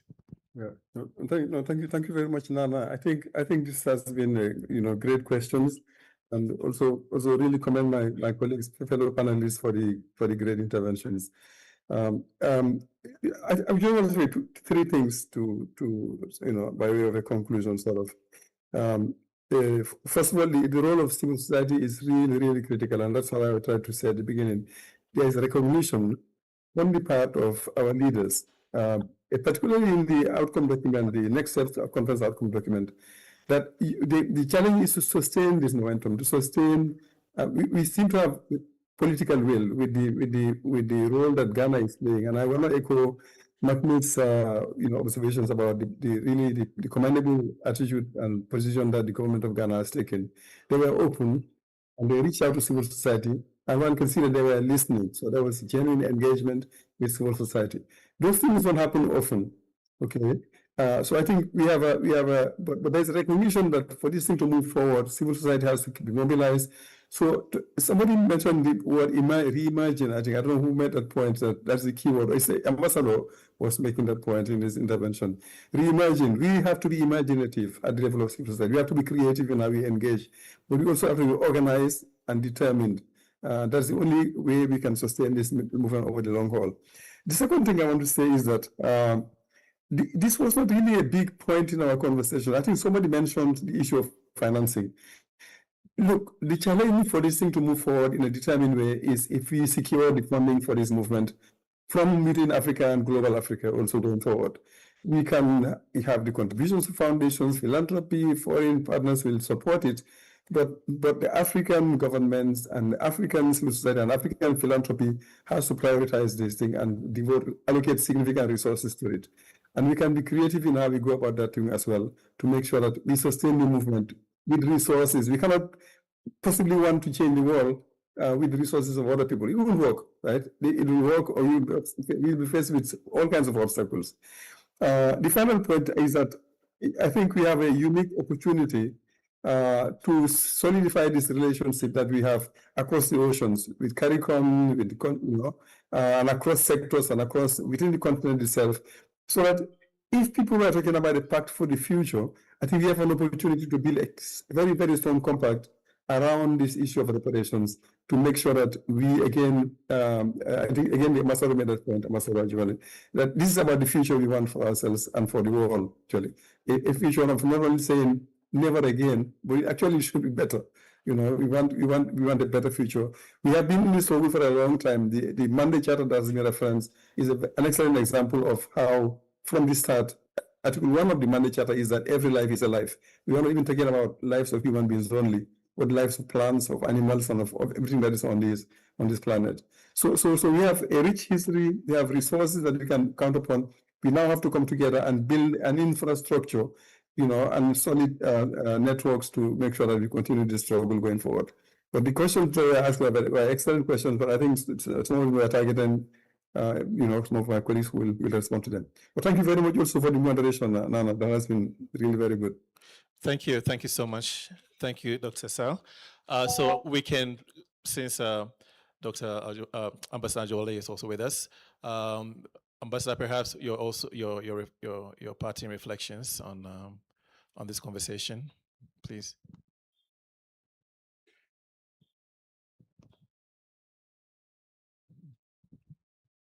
Thank you very much, dear moderator, and allow me also to really appreciate the valuable input that all the panelists have shared, and also all the questions. Allow me to take just one or two questions that were more or less related to the global structure, and particularly to our colleague from Ethiopia from I think the Central Economy Initiative on climate justice. I could not agree more. Our leaders in Decision 884, which launched the year of justice for Africans and people of African descent, particularly mentioned climate and climate justice. And as you know, there's this whole initiative that not only was part of Africa, but also it was coined in the Sharm el-Sheikh COP, and then later on followed on by the whole world, is on loss and damage. 4% is what Africa contributes to the global emissions, and most of the repercussions are on us. So in fact, indeed, climate justice should form, and actually does through the Decision 884, form part of the reparatory justice agenda. Our dear colleague who mentioned about Haiti and debt burden and debt relief is mentioned explicitly in Decision 884. And all of these, by the way, were replicated in the Algiers document and in the Lomé document. So in fact, they form part and parcel of the reparatory justice agenda. And then finally, our last speaker, I'm sorry I didn't catch your name, but thank you very much for your whole view of the world order. And here I would say one last thought, my dear brother Nana and my dear co-panelists. Many of these calls were already part of the continental agenda, were already part of the common African positions, Isilwini, climate justice and climate change and the other. What is new now is that we have a new framing. We have a new narrative. And that narrative adds so much, not only argument to what our rightful positions as a continent are, it also adds so much values to it, because now we're getting into a value exercise and a value discourse. And that is why I really encourage all the participants and ourselves to frame and to narrate the justful common African positions also through the justful narrative of reparatory justice. I thank you. We will revert to the room now. Right Reverend Bishop Okeno, there were quite a few interventions directed to you, so. Thank you so much, Nana. I want to begin by responding to the question around Africa liberating itself. We are all in agreement that we know the struggles, the challenges, what is ailing us, we know from these conversations here. What if we spoke in oneness and said, as Africa, this is what we think we need to see happening, but also challenging our own internal systems. For example, holding ourselves accountable for the, debt distress, like this debts governments are borrowing, holding ourselves accountable. Because if we were able, say, for example, to hold ourselves accountable, ask ourselves questions and say, these monies that we are borrowing, we can be able to pull together resources, for example, and be able to do manufacturing, rather than exporting our raw minerals, if we are able to pull together. Somebody taught us that human beings change when they feel disturbed. Probably Africa is yet to feel as much disturbed. But if we are, we can say, yes, we can liberate ourselves from these challenges. What is ailing us, and as I'll repeat, together with many of the things we have highlighted here, is poor governance, poor leadership in Africa, greed, theft, wastage. If we were able to candidly address ourselves to these issues, I get a feeling we can liberate ourselves, really. Candidly discussing, confronting ourselves with these issues, I think we can. We just need to be deliberate, the intentionality to move on. Then let me speak again to the issue of forgiveness. Sorry? No, go ahead, please. Okay, yeah. So please forgive me to use the Bible as an illustration. I'm speaking now from a Christian perspective. There is no reconciliation and forgiveness without repentance. We all agree, and that is what I was actually saying. We all agree that there are injustices that happened. There are wounds that were caused, which we still live with to date. And so people have to take responsibility, have to repent, have to say, yes, we take responsibility of this, and therefore be able to say, okay, how do we then move on from here, from a faith perspective? So when we talk about forgiveness, we are not exempting people from taking responsibility of the mistakes done, of the historical injustices we are discussing here today. That is actually what I meant. Thank you. Thank you so much. Thank you, Bishop. Mahmoud, I know you went on a pause there. Yes. Time to hit restart. Couple of questions that I noted for you. The issue of colonialism. Yeah. And also, how can we tell if the resolution is succeeding or not? You know, prior to this panel, Dr. Eno promised us that he was just going to listen with an open mind and not ask questions. So I'm going to demand my reparations from you, Dr. Eno, after. But on a more serious note, thank you all for the really important questions that have been asked. The first question is, why only slavery? This is the second time I'm getting this question. And we're doing an explanatory note as part of the team of experts that work on the resolution, because we have seen a lot of uptick by a number of people, which is really, really welcoming. We are so happy that a lot of people who did not know that the resolution was coming. The resolution was adopted and people are taking it on themselves to educate. So one of the things that we hope that people will use the resolution for is to advance reparative justice education, to advance political mobilization, to advance movement building. But to your question, Doc, so the resolution, in my view, is one of the most comprehensive instruments or documents around the issue of reparation that it encapsulates all the subsequent crimes that came. We focus on slavery or enslavement as the foundational crime for all other crimes that came subsequently. So of course, there were some sections, some paragraphs that, if you can look at the preambular paragraphs, that actually explained where we said we took notes, we recognized this, and we mentioned colonialism. We also, the global reparations agenda focuses on three, what we call the triple burden, or the triple crime. So slavery, colonialism, and genocide. Now, these are all interconnected. We see slavery, or the racialized chattel enslavement, as the foundational crime that led to the occupation of African lands, or the colonization of the global majority. So for us, it is not an extension. It is not a division, rather. It is part and parcel of this crime. We see the crime as a unit of crimes. Colonialism is a crime that came after slavery. Yeah. So it is not an exclusion.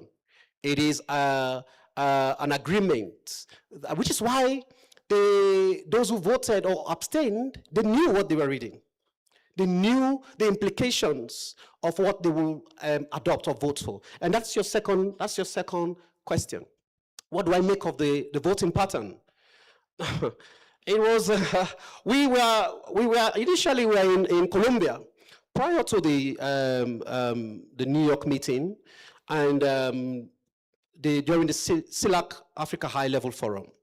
There was so many negotiations going on. Even within Latin America, there was division between and among Latin American states as to how they can vote. The CARICOM, everybody assumed that the CARICOM will just vote, en masse, but that was not the case. So President Lula of Brazil took the mic at the CELAC Africa Forum and marshaled the forces. This is what we needed. Leadership. Of course, the African group was already on board, but we needed Latin America, we needed CARICOM. And Lula da Silva produced that leadership that got everybody on board. We all assumed that Colombia, because they have a Vice President, Francia Marquez, who is a key proponent and ambassador of this issue.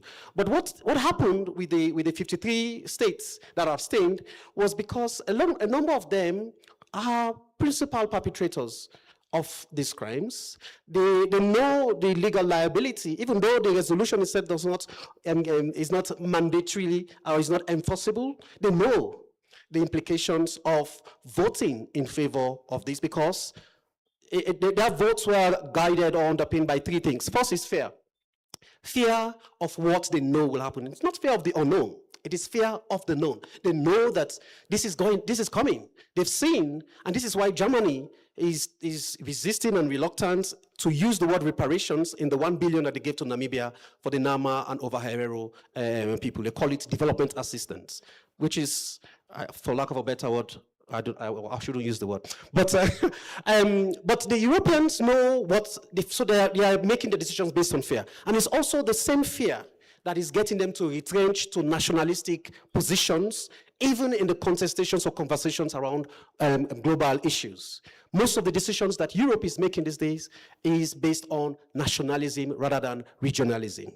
Whereas Africa is taking the other direction, right? So it's about, if I vote yes, what will happen to me? A lot of these countries are going through political transition. We have seen how the Reform Party in the UK is threatening sovereign states that those of you who voted for this, we will not give you visas. Or if you continue to demand for reparations, we will retract and ban visas for your citizens. In the last Commonwealth Heads of Government meeting that was held in Samoa, for the first time in the history of the Commonwealth, there was a paragraph on reparations. For the first time ever. And now there's a CHOGM meeting happening that is going to happen in Antigua and Barbuda.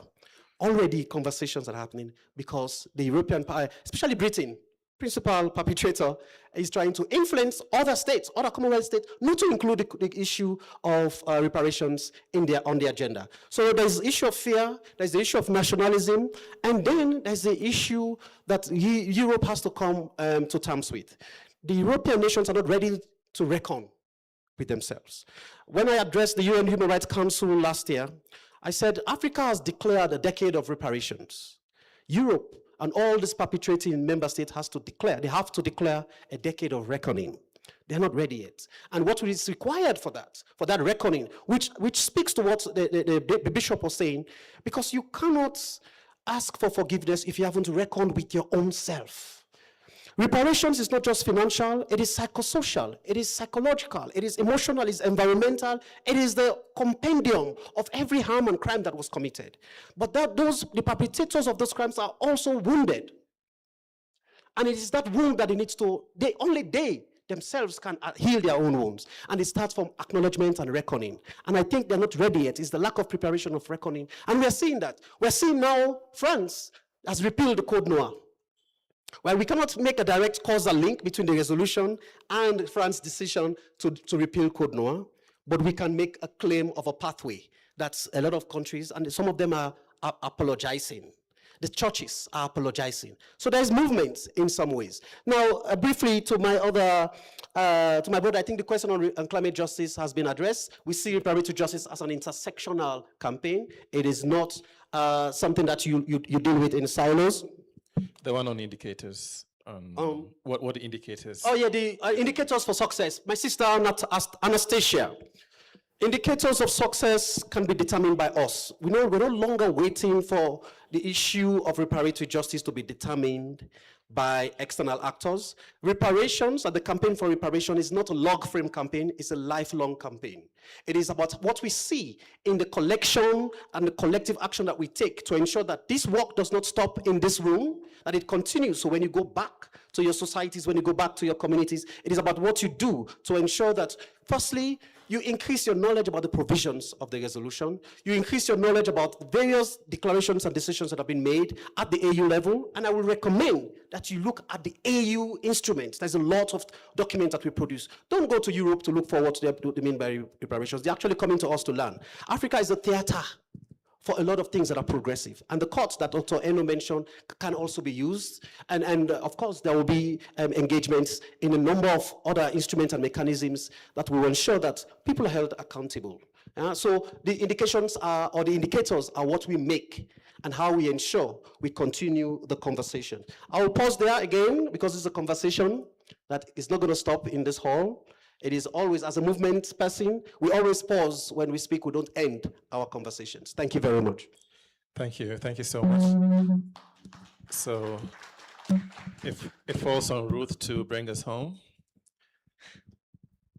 Right. I think I got a few questions and I'll make some general remarks. But to Dr. Eno,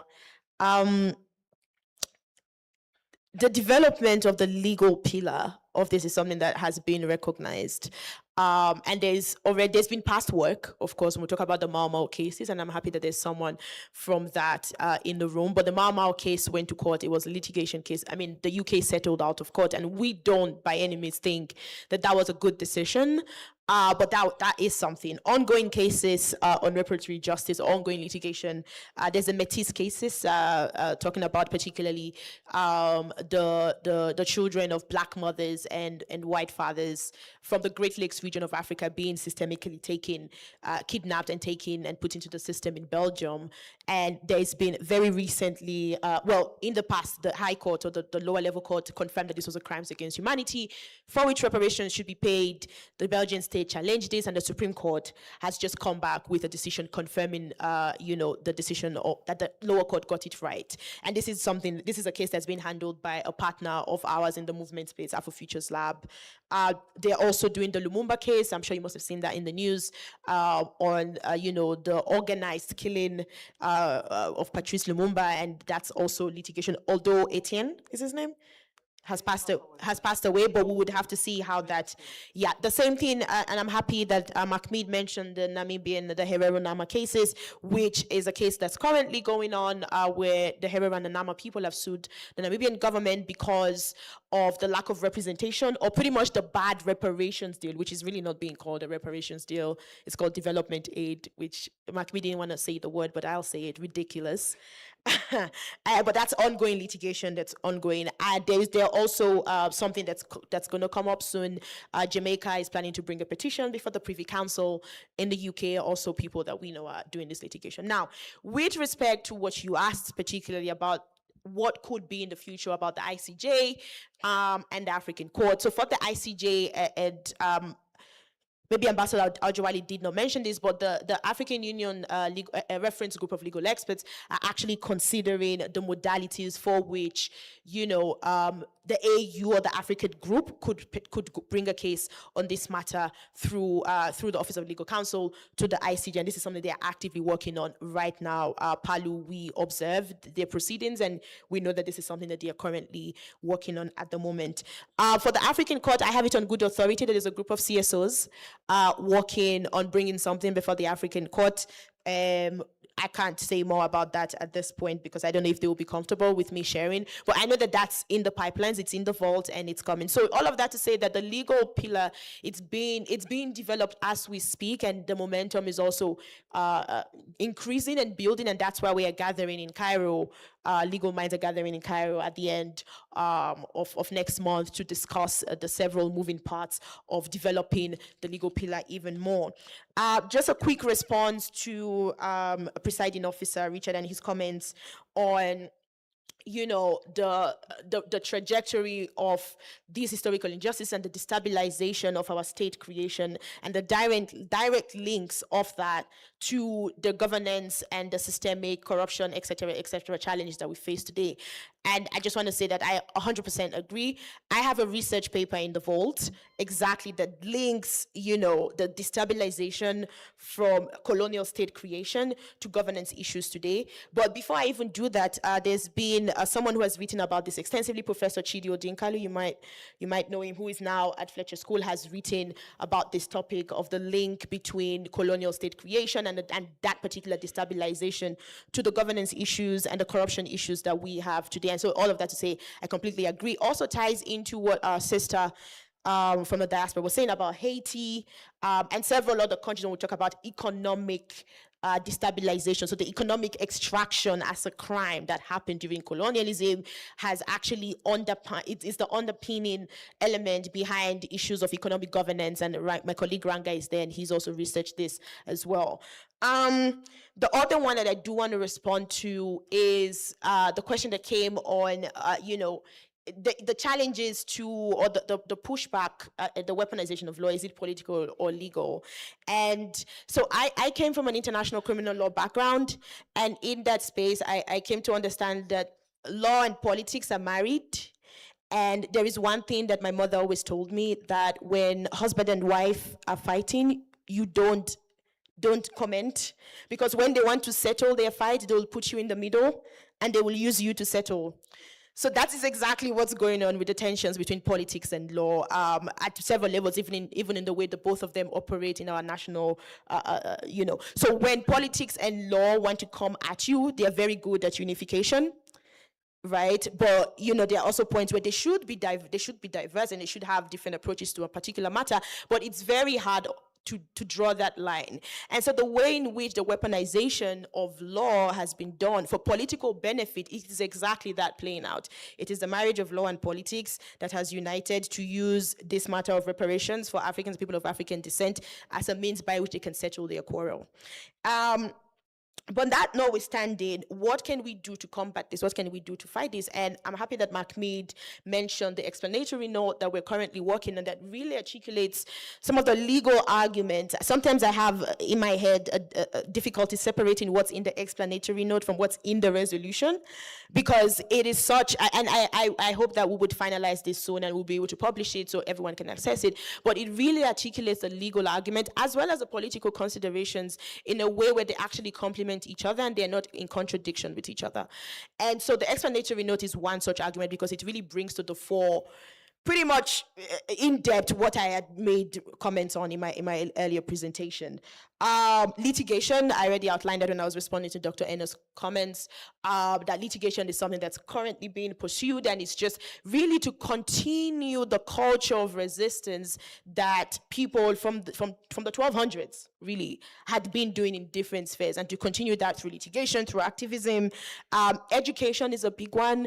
I mentioned the works of Professor Chidi Odinkalu, someone mentioned Walter Rodney, but we need to carry on with this, what they call third world approaches to international law or decolonial legal studies, et cetera, and have this conversation in academic spaces so that there should be legitimacy. Not that there isn't legitimacy, but the people who oppose this movement ask you for legitimacy as a card to kind of pull the rug from under you. But that's something that can be done if we only invest in education and knowledge development on this, as well as political. Again, the marriage and the tensions between politics and law. Political instruments, again, like the resolution, has key legal elements within it, even if it is not a legal document. Political leadership for pushing legal agenda. Of course, when we would go to the ICJ, we would have to go through the UN General Assembly. So that's pursuing legal developments through politics and vice versa. So yeah, I think that's where I would leave it. Thanks. Thank you so much, Ruth. So this brings us to the end of our panel here. I would like to sincerely thank my colleagues on the podium with me, as well as our two colleagues online, as well as all of you for your very involved participation. Please help me to appreciate our panelists once again. Thank you. And with that, I hand over back to Bright. Oh, there's a picture. Okay.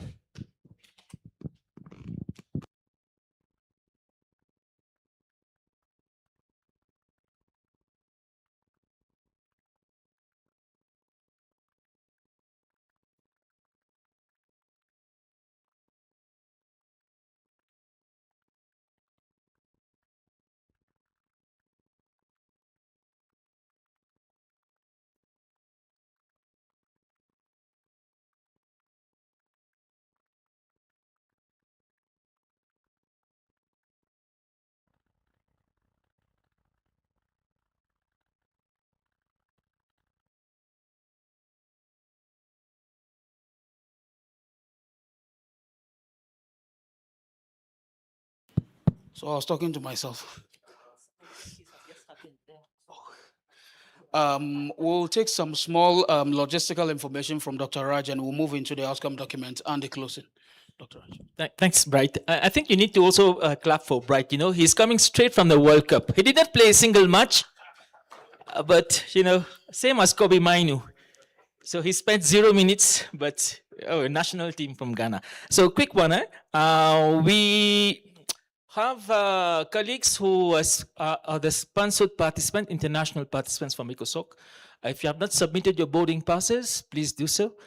We had also sent a mail for visa refunds and other eligible cost refunds. So the financer is still here today. So if you don't do it today, then next year, hopefully we can give it to you. But please, if you have not done so, just meet us, not now, after the closing. For the local participants, we have seen some movements around. We kindly request you, you're among the very lucky few who are in attendance here. So if you spend your time moving around in the corridors or lining up for the payment of the travel allowance, it means you're missing the conversation, the very rich conversation we're having here. So it's a kind appeal to you to be back in the room. After the closing, you will have all the luxury to collect your payments and what's, on other not expenses, but to collect your travel allowance and commuting allowance. So this is a kind request to you. I don't think I have much as housekeeping, but if there's any challenge from any participant here, so please meet us. And we also make an appeal to all our international delegates. We have been sending you emails. We have a very important networking event, especially for our partners, our brothers and sisters from the diaspora. So we have an event tomorrow. We have sent you an email. So please check your mail so that you can join us tomorrow for that networking event, especially for our international participants, the partners, also our diaspora brothers and sisters. So with this, I welcome back the captain for junior Ghana team on stage for concluding what we have, the outcome document and the closing ceremony. Back to you. If only this leg can kick a football. But it's fine. We'll move in quickly into the outcome document, and I would like to call our two rapporteurs, Mr. Patrick Wamukulu and Mr. Eric Ngala, to do us the honors.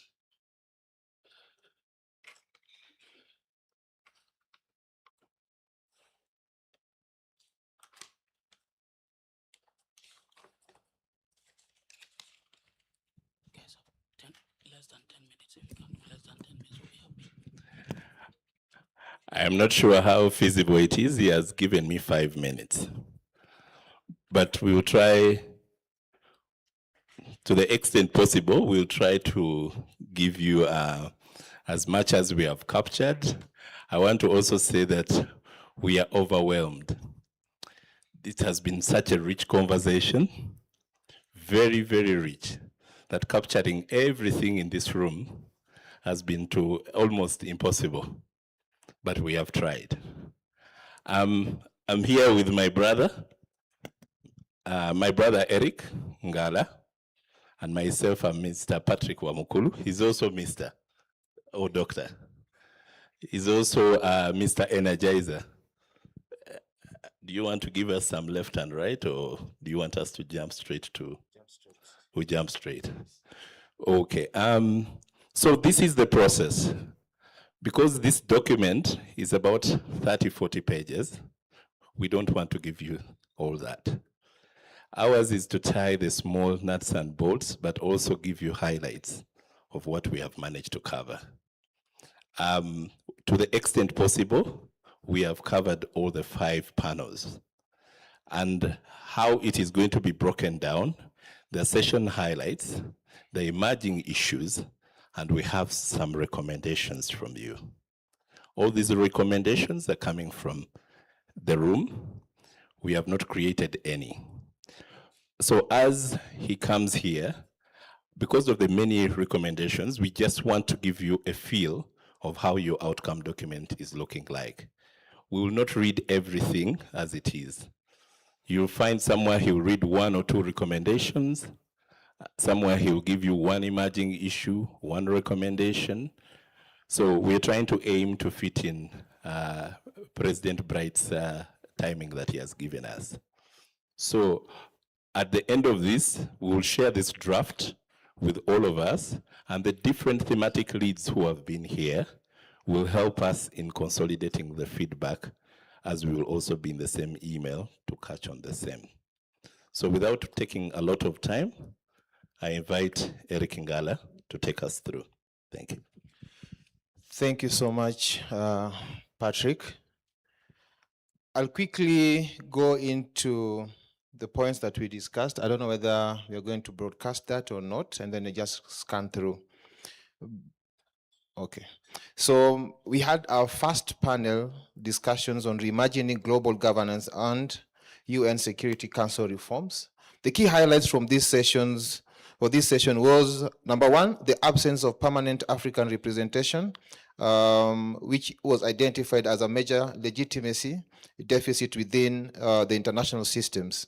The African now then demand representation in this sitting.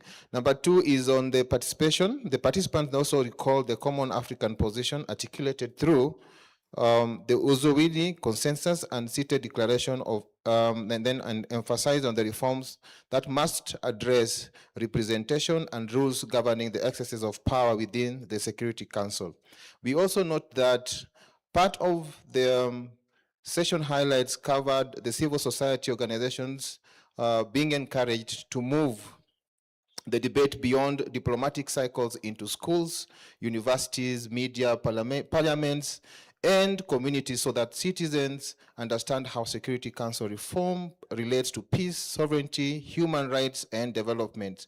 This session had some emerging issues, part of which are unique distribution of power within global peace and security institutions, and the selective application of international law, limited public awareness of African common positions, and fragmented advocacy by African states and institutions. And of course, there are policy recommendations on the during that discussion. One would be to establish regular dialogue among African permanent missions, African Union institutions, national governments, and civil society organizations.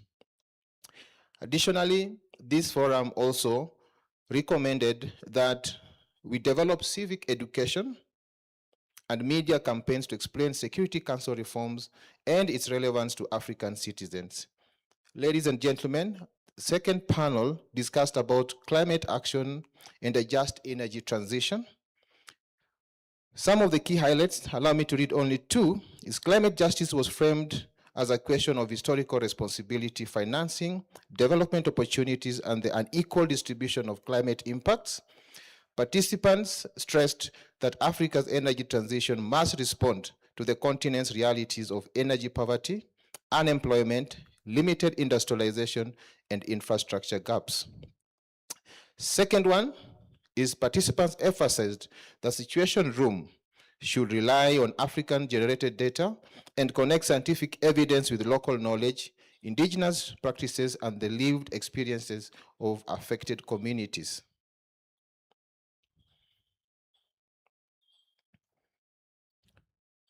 Allow me to go on emerging issues on the second panel of discussions.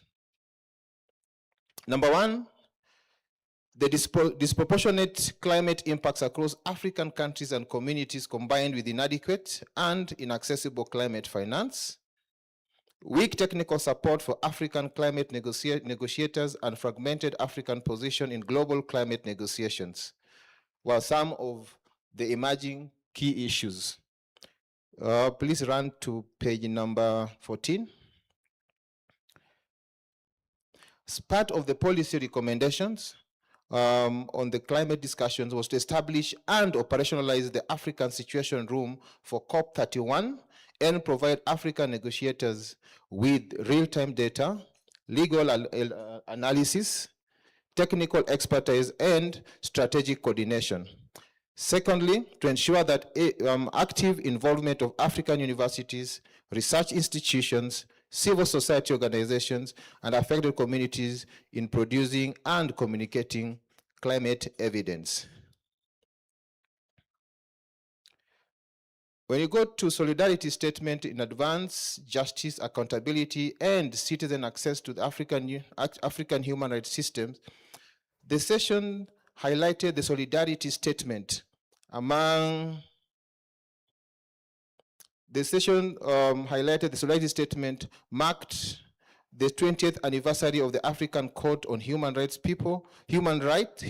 People's Rights, and recognized the court's contribution to strengthen African human rights, justice, and accountability architecture. Civil society organizations were acknowledged as important actors in public education, documentation of human rights violations, strategic litigation, victim support, monitoring, and advocacy. Part of the emerging issues included limited public awareness of the African Court and the wider African human rights system, restrictions affecting civil society organizations, lawyers, journalists, activists, and human rights defenders. Part of the policy recommendations included increased public awareness of the African Court and wider African human rights system through civic education, media, academic institutions, and community engagement, and of course to establish effective national mechanisms for monitoring, reporting, and implementing court judgments. On the second day, which is today, part of what we discussed included, we had a fireside chat in the morning. And of course, part of the discussion highlighted the reflection of the participants on African demographic transformation, expanding digital economy, natural resource-based growing youth population, and natural resource-based and growing youth population. And these were considered to be assets that are recognized as major opportunities, but speakers also stressed that their value would depend on effective leadership, institutional capacity, and the implementation of policies that respond to citizens' needs.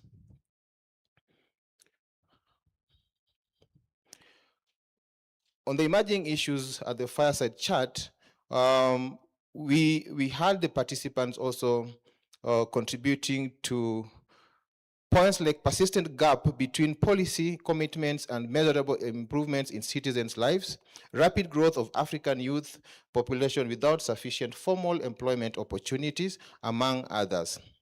Some of the policy recommendations included a shift in the focus of governance, reform from policy formulation towards implementation, measurable outcomes and improvement in citizens' lives, and also to establish clear implementation frameworks that assign responsibilities, budgets, timelines, and performance indicators to continental and national commitments. Allow me to jump to the panel discussions on reimagining the global financial architecture. On the session highlights, that's page 18. Yeah. The panel examined how the global financial architecture could be reimagined to support equitable development and strengthen African-owned and African-led institutions. Additionally, this session highlighted participants also observed that African countries have often been on the receiving end of globalization and have struggled to access resources on equitable terms. And we had very many points there, of course, with a lot of emotions and a lot of facts and data. But Part of the emerging issues included an equal representation and access to resources within the global financial architecture, and then, of course, high African debt levels and expensive borrowing conditions. A lot of this we'll also share when we finalize the document. Part of the policy recommendations included strengthening African-owned and African-led financial institutions and mechanisms, and of course, reform the global financial architecture to ensure more equitable access to resources and decision-making. During the AI governance, digital sovereignty, and Africa's digital public infrastructure session highlighted points like digital sovereignty was linked to wider questions of injustice, continental alignment, and unequal power. Participants observed that many digital challenges cannot be addressed effectively by individual countries acting alone, and therefore require coordinated regional and continental actions.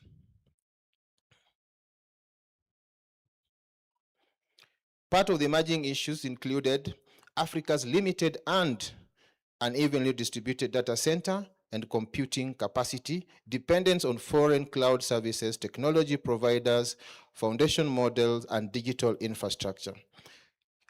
Allow me to read one key policy recommendation.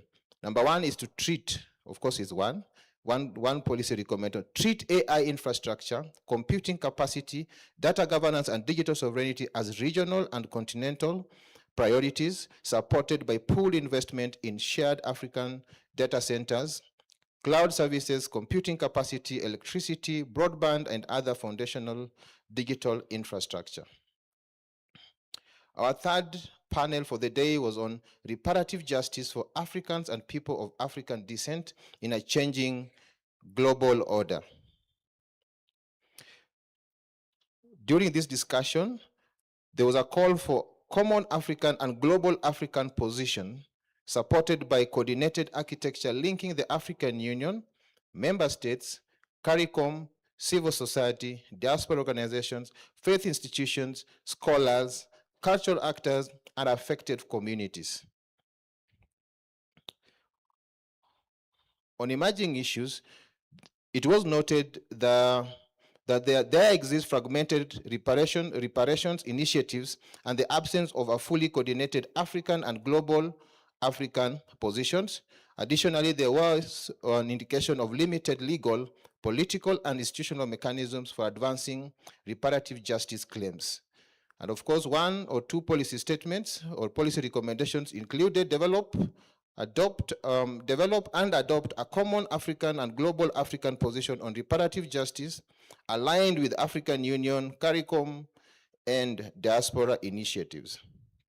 Secondly, is to establish a coordinated reparative justice architecture linking continental institutions, member states, civil society, diaspora organizations, and community level structures. Lastly but not least is to accelerate restitution of African cultural heritage through coordinated legal, diplomatic research, and community-led action.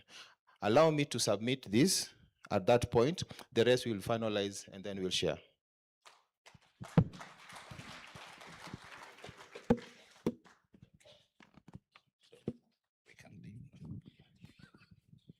Thank you very much for the outcome document. Can we still appreciate them well as they leave the stage? Yeah, we quickly move into the closing, and I would like to call our speakers on the closing. For the closing, the head of Secretariat of ECOSOC, Ambassador William Keru, Mr. Leon should also join us here as well. I'm told Augustine will be speaking virtually. And Ms. Cheryl Akinyi also joining us from Open Society Foundation. Please do us join us and join us here.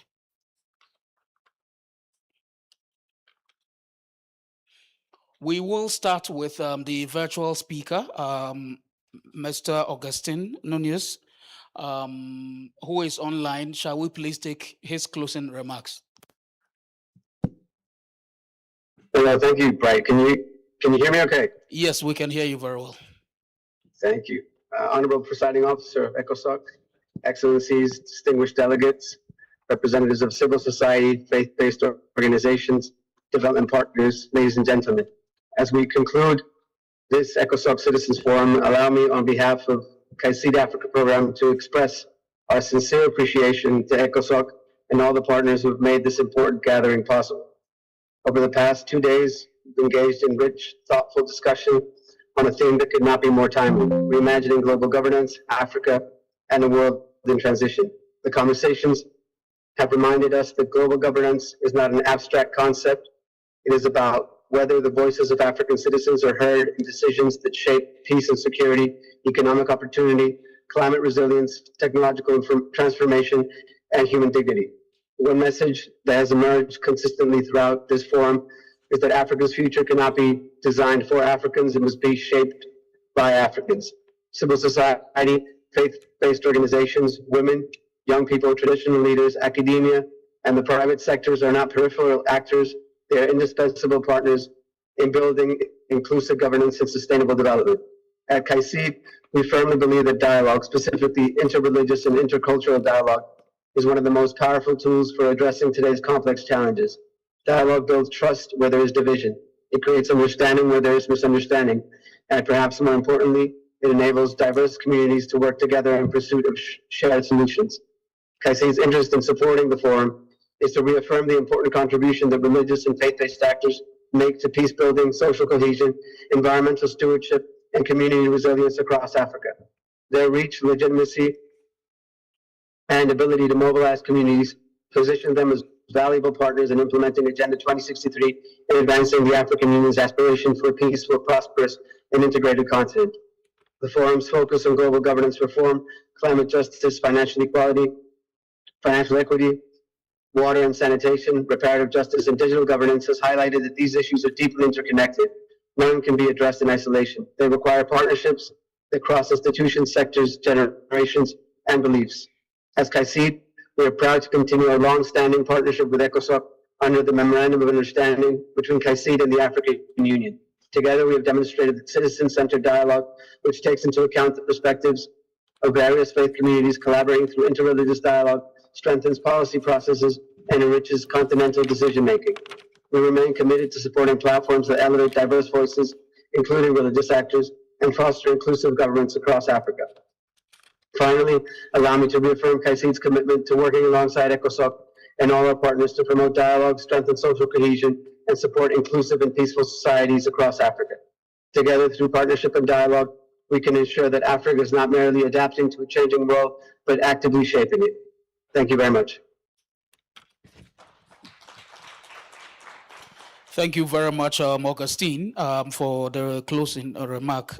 We move on to our next speaker, and I would like to call Ms. Cheryl Akini, who is a program manager at Democratic Futures for in Africa for Open Society Foundation. The floor is yours.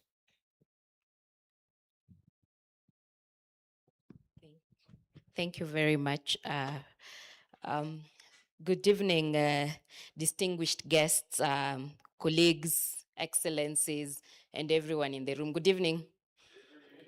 I hope you've had a great time, like I've also had, such a wonderful 2 days of reflections, yeah? Okay, so I'll just proceed to read my remarks. As the forum comes to a close, I find myself returning not to just a single panel or intervention, but to the conversation that quietly wove itself through every discussion over the last 2 days. It was a conversation about possibility, about what becomes possible when Africa chooses not merely to react to a changing world, but to imagine itself as a principal architect. Our theme invited us to reimagine global governance in a world in transition. Yet perhaps we have really spent these last 2 days doing, what we've spent the last 2 days doing is reimagining ourselves, our place in the world, our responsibilities to one another, and our collective ambition for the continent we are building. We arrived speaking about institutions, multilateralism, finance, technology, climate, justice, democracy. Yet we live recognizing that these are not just isolated policy questions. They are in fact different expressions of a larger question. What kind of future does Africa deserve? Again and again, our conversations circle back to a simple but profound idea that prosperity cannot continue to be measured by growth that enriches a few while leaving behind many. The phrase shared prosperity echoed and continued to be repeated by most across the discussions because it speaks something deeper than economics. It speaks dignity, it speaks justice, it speaks whether development is something done for people or something built with them. For far too long, Africa has occupied an uncomfortable place with the within the global political economy. We have supplied the world raw materials while others have captured the value. We have exported our resources while importing finished products. Increasingly, we export the data that powers artificial intelligence while importing the intelligence itself. We remain indispensable to the world, yet often we remain peripheral. So really, I think it's one of those things that kept on emerging consistently that we really need to go back into addressing. The reality calls us to rethink not only distribution of wealth, but the production of value as well. Throughout the forum, the language around value addition was persistent, not as an industrial strategy, but as a philosophy of development. Value addition means refusing to remain at the lowest tier of every global supply chain. It also means insisting that Africa's minerals should build African industries and that African data should also strengthen African innovation. That also African ideas should also shape global knowledge, and that African citizens should also be the primary beneficiaries of Africa's immense wealth. Sovereignty in the 21st century is no longer exercised through territory like it was repeated in the afternoon during the tech panel. It's exercised through knowledge, through technology, through finance, through narratives, through institutions, through the ability to define our own future. And perhaps that's where this was more evident than in our conversations on artificial intelligence and digital sovereignty. We recognize that the question before us is not whether Africa will participate in the in the digital future. It is whether Africa will participate as a market and not, or as a maker, as a consumer of rules, or as a co-author of all these rules within the governance discourse, as a source of data, or as a steward of intelligence and innovation that data makes possible. The same spirit animated our discussions on global financial architecture, climate action, and reparative justice. These conversations reminded us that justice is not simply retrospective, but it's also very, very prospective. Like as the reparative economies discussion, reparative justice discussion really highlighted. So I think as we really come to the end of this conversation and as we leave, I believe that, sorry, I've lost my flow of how I'd written the speech. So as we return to our respective countries and institutions, may we resist the temptation to leave these conversations behind here in Addis. May they travel with us into every space where decisions about Africa's future are made. And to our hosts, the AU and ECOSOC Secretariat, to every partner, every speaker, every moderator, every rapporteur, and every participant who brought their best selves to this conversation. Thank you very much. We see you, we honor you, and we're really grateful for your time. May we live here inspired, but more importantly, may we live committed and renewed. Thank you very much, and may the work continue. Thank you very much, Cheryl, for your support as well. We move to the next speaker. And I would like to call on Mr. Leon to also come give his remarks as well. Thank you very much, Bright.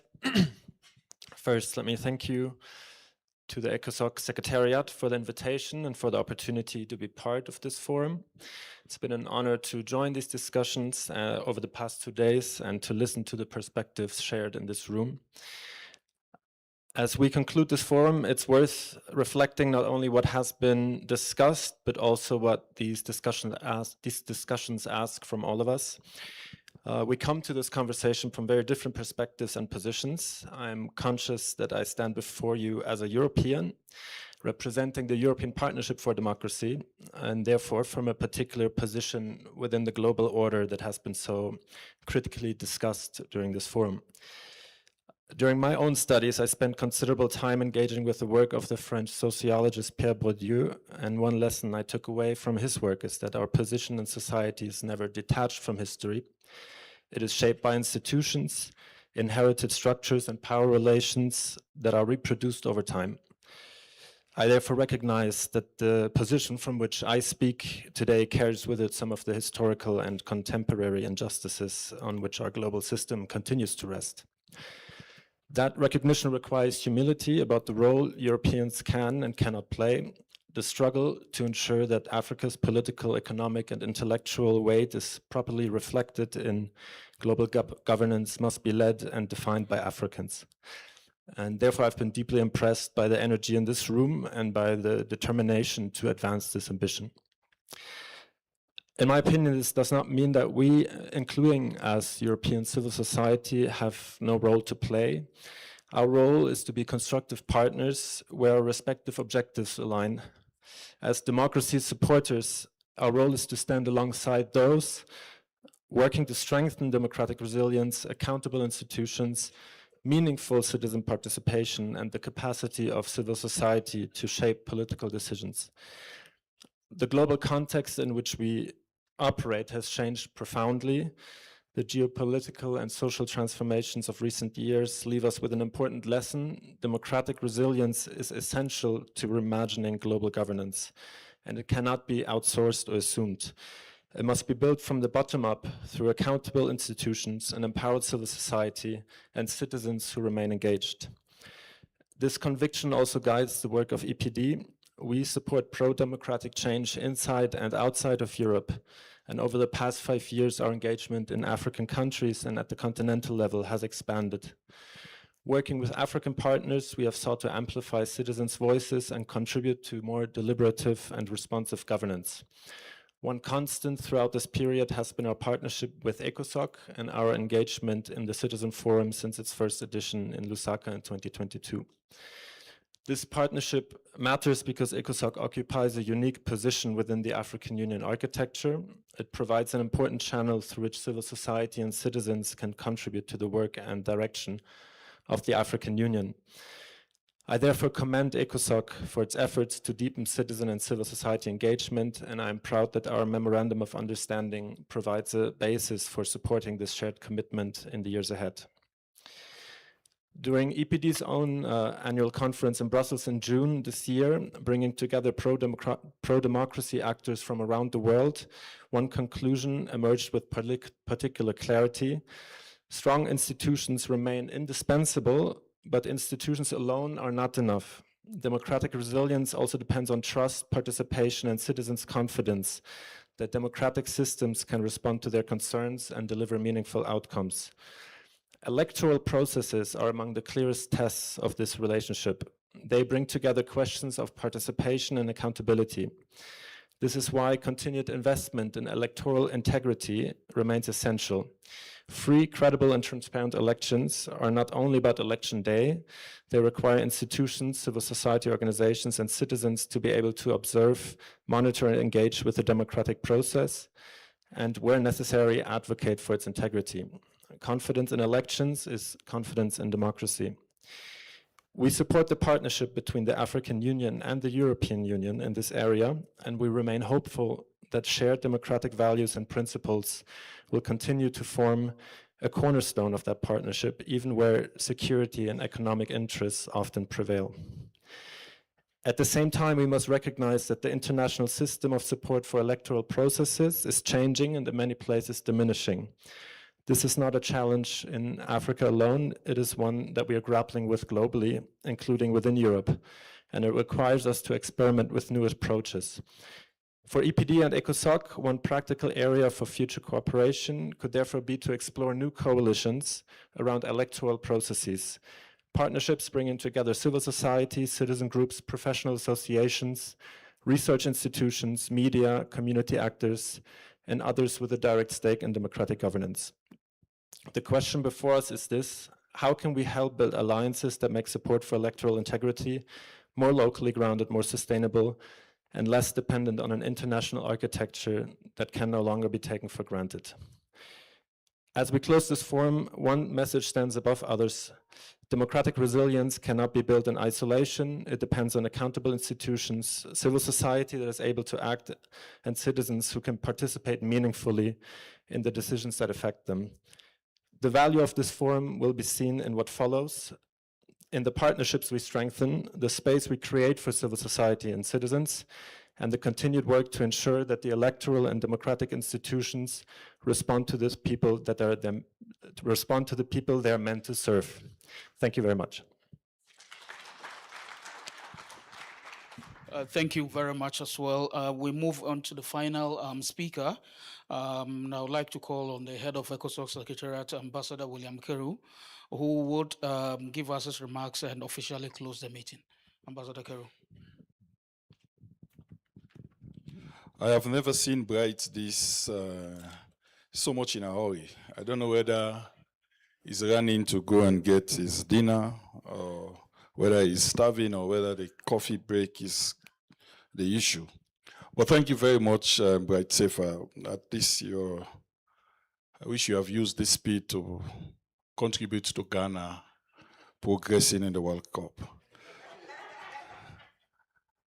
Mr. Liu Sheikh Sissoko, the presiding officer of ECOSOC, my dear sister Akini, program manager, Democratic Futures in Africa Open Society Foundation, my dear brother who joined us virtually, Mr. Augustine from KAICID, and our brother, Mr. Leon from EPD, ECOSOC leaders and representatives of the African civil society and the diaspora, distinguished ladies and gentlemen, and more importantly, our young people who have spent time with us for the past 2 days, not only to participate, but to actively participate and be part of the solution.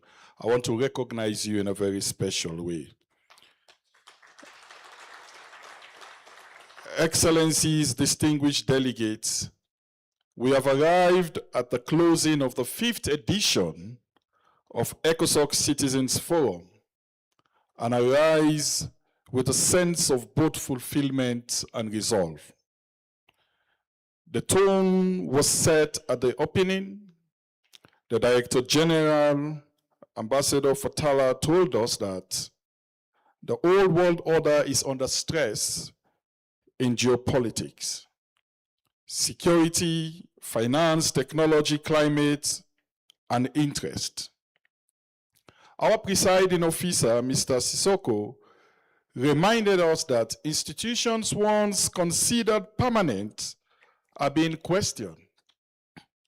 Dr. Jide of the UNDP confronted us with the reality that only 1 in 3 Africans believe they live in a functioning democracy, and that military coups happen not because the people reject democracy, but where governance fail to deliver. My dear sister Ruth from the Pan-African Lawyers Union, urged us to accept that multilateralism itself is changing, and that some will say it has already collapsed. Across 5 interconnected streams, you have confronted the reforms of the United Nations Security Council and Africa's rightful seat within it. You have interrogated the global financial architecture, the crushing weight of debts, the hemorrhage of illicit financial flows, and the injustice of tax and trade order that continue to extract value from this continent. You have demanded climate justice for a continent that contributes less than 4% of global emission, yet bear among the heaviest burden. And you have advanced the proposal for an African Situation Room to strengthen our negotiation arm at COP31. You have pressed forward on reparative justice for Africans and people of African descent, giving operational weight to the African Union Decade of Reparation. And you have shaped a vision for digital sovereignty and the governance of artificial intelligence so that the technologies of tomorrow serve as instruments wielded by Africans, not imposed upon them. Let me also note that the Registrar of the African Court on Human and People's Rights commemorated 20 years of the court's commitment to justice and accountability. He reminded us that the rule of law is the foundation of every question we debated here. And this forum reinforced the partnership between ECOSOC, UNDP, and all the other partners under various thematic areas. But more fundamentally, looking at the African facility, ensuring that citizens' perspectives shape responses to political transition. As ECOSOC marks 22 years of existence, we continue to affirm that the African Union belongs not only to its member states, but also to its citizens. Excellencies, ladies and gentlemen, the outcome of this forum will not remain in this room. The recommendations that have emerged from your working sessions will be compiled, consolidated, and transmitted to the relevant policy organs of the African Union. They will inform ECOSOC's advisory submission, and they will form part of the advocacy agenda that this organ carries to every summit, every ministerial meeting, and every negotiating table where African interests are at stake. Equally, they will inform our engagement with the operationalization of the Africa Continental Free Trade Area, the strengthening of African-led financial institutions, and the development of civic education programs that equip citizens to understand and engage with the complex technical domains, from sovereign debt to artificial intelligence, that now shape their daily lives. But outcome alone are not enough. What gives them force is the institutional architecture through which they travel. And for us, the national chapter framework brings the union to its people, as I indicated yesterday. The diaspora engagement framework brings its people home. The harmonized accreditation mechanism opens door. And ECOSOC Connect, which we will launch next month, puts the key in every hand. Whilst the revised ECOSOC statute adopted by the Assembly locks the entire architecture into the legal foundation of the African Union permanently. Allow me, before I close, to record our deep gratitude to the government and people of Ethiopia who received this forum at a very short notice and with extraordinary generosity. To our strategic partners whose confidence in African civil society sustained this work, I want to say thank you very much. You have made this particular forum an institutionalized mechanism for citizens to engage and contribute to many developmental issues, but more fundamentally, to issues related to democracy and governance in this continent. I want to say thank you very much, and I want you to appreciate all our partners who have contributed generously in making this 5th edition of the Citizens Forum a resounding success. to the AU member states and the ECOSOC Bureau and General Assembly, whose political leadership steer this organ. The presiding officer is not even feeling well. He's supposed to be the one to do the closing. But because of his commitment, he's not on bed. He's here with us just to witness the closing, though he will not be speaking. I want to thank you very much for your leadership. You have demonstrated exemplary leadership, and you have steered the ship. We as ECOSOC, we are very proud to have you at the helm of our organ, and we want to thank you for your leadership. To the staff of the ECOSOC Secretariat, it is easy for people to say, Ambassador William Kewu, your organ is doing well. I carry all the praises without understanding the fact that some of these things, I don't even know the way they are done. I'm only called to say things have been done in this way. I really want to appreciate the dedicated and committed staff of the ECOSOC Secretariat. Please help me to appreciate them. They have brought this forum to life. We were meant to have this forum in Egypt, but because of other circumstances, the date changed, and in less than 3 weeks, this dedicated team reorganized themselves and put this together. I want to say thank you very much to you. Without you, I don't think I would still be on this job. Maybe I would have gone home a long time ago. So for me to be here, it's dependent on you, but I don't want Bright Safer to take advantage of that, because the next moment he will start doing something in the contrary that will send me home in order to take my position in the name of constitutional changes. So please, staff, take note of that. I want to thank you very much to every delegate who renewed a plan, rebooked a journey, and crossed borders to be here. And I'm saying this because most of you booked your ticket for Egypt. You planned for Egypt.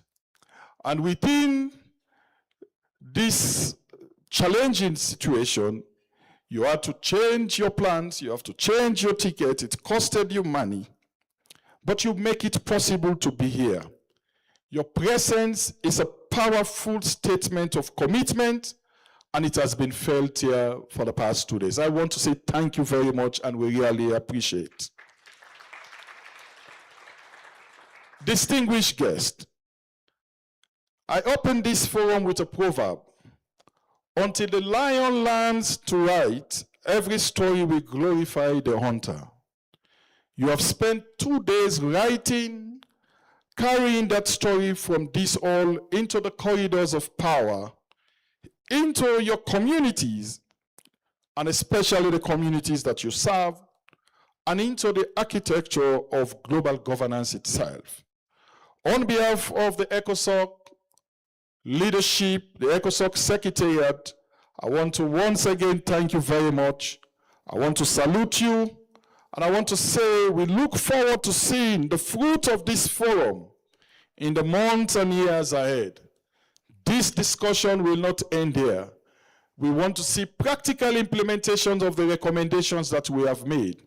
We want to engage with our various policymakers and the various stakeholders to see how we can have action on some of the key recommendations we have made.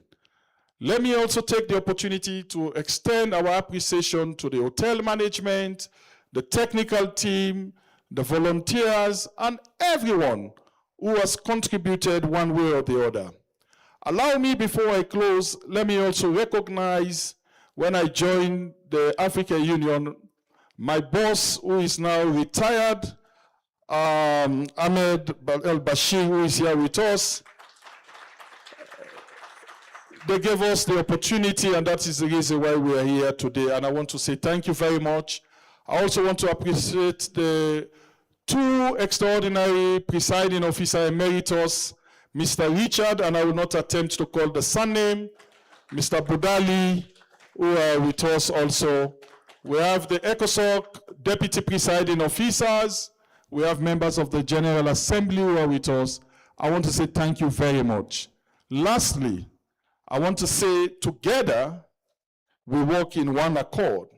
And if we are to achieve the dreams of Agenda 2063, if we have to achieve and realize the Africa we want, there is only one way to do that.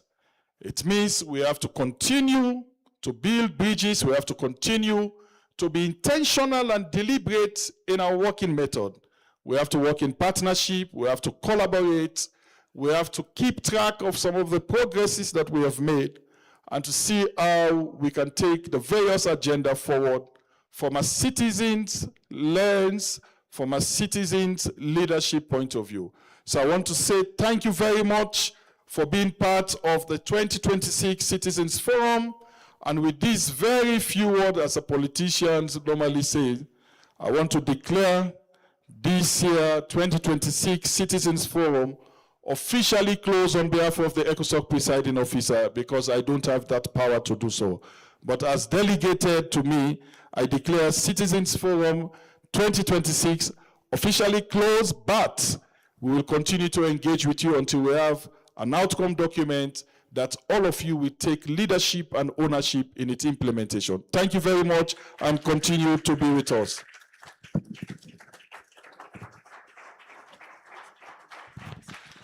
We always say it's not over until it's over. So it's officially closed, but it's not closed yet.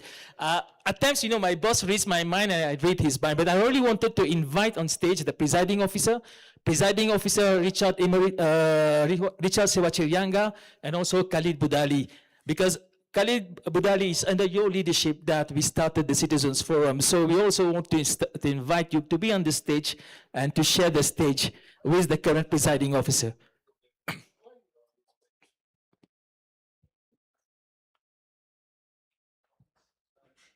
So Victor, ensure Bright is not in the photo.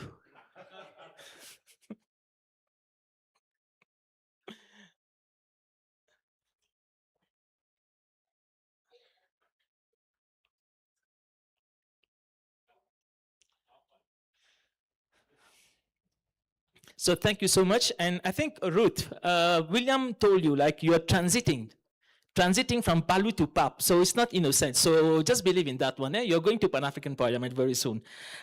So with just a quick announcement to all our young friends there, we have something for you. I know the finance is waiting for you over there, but before that, Abel, you have a song for them. So show us, you have been so quiet at the back. Now we want you to prove us that you have voice, you have passion, you have energy.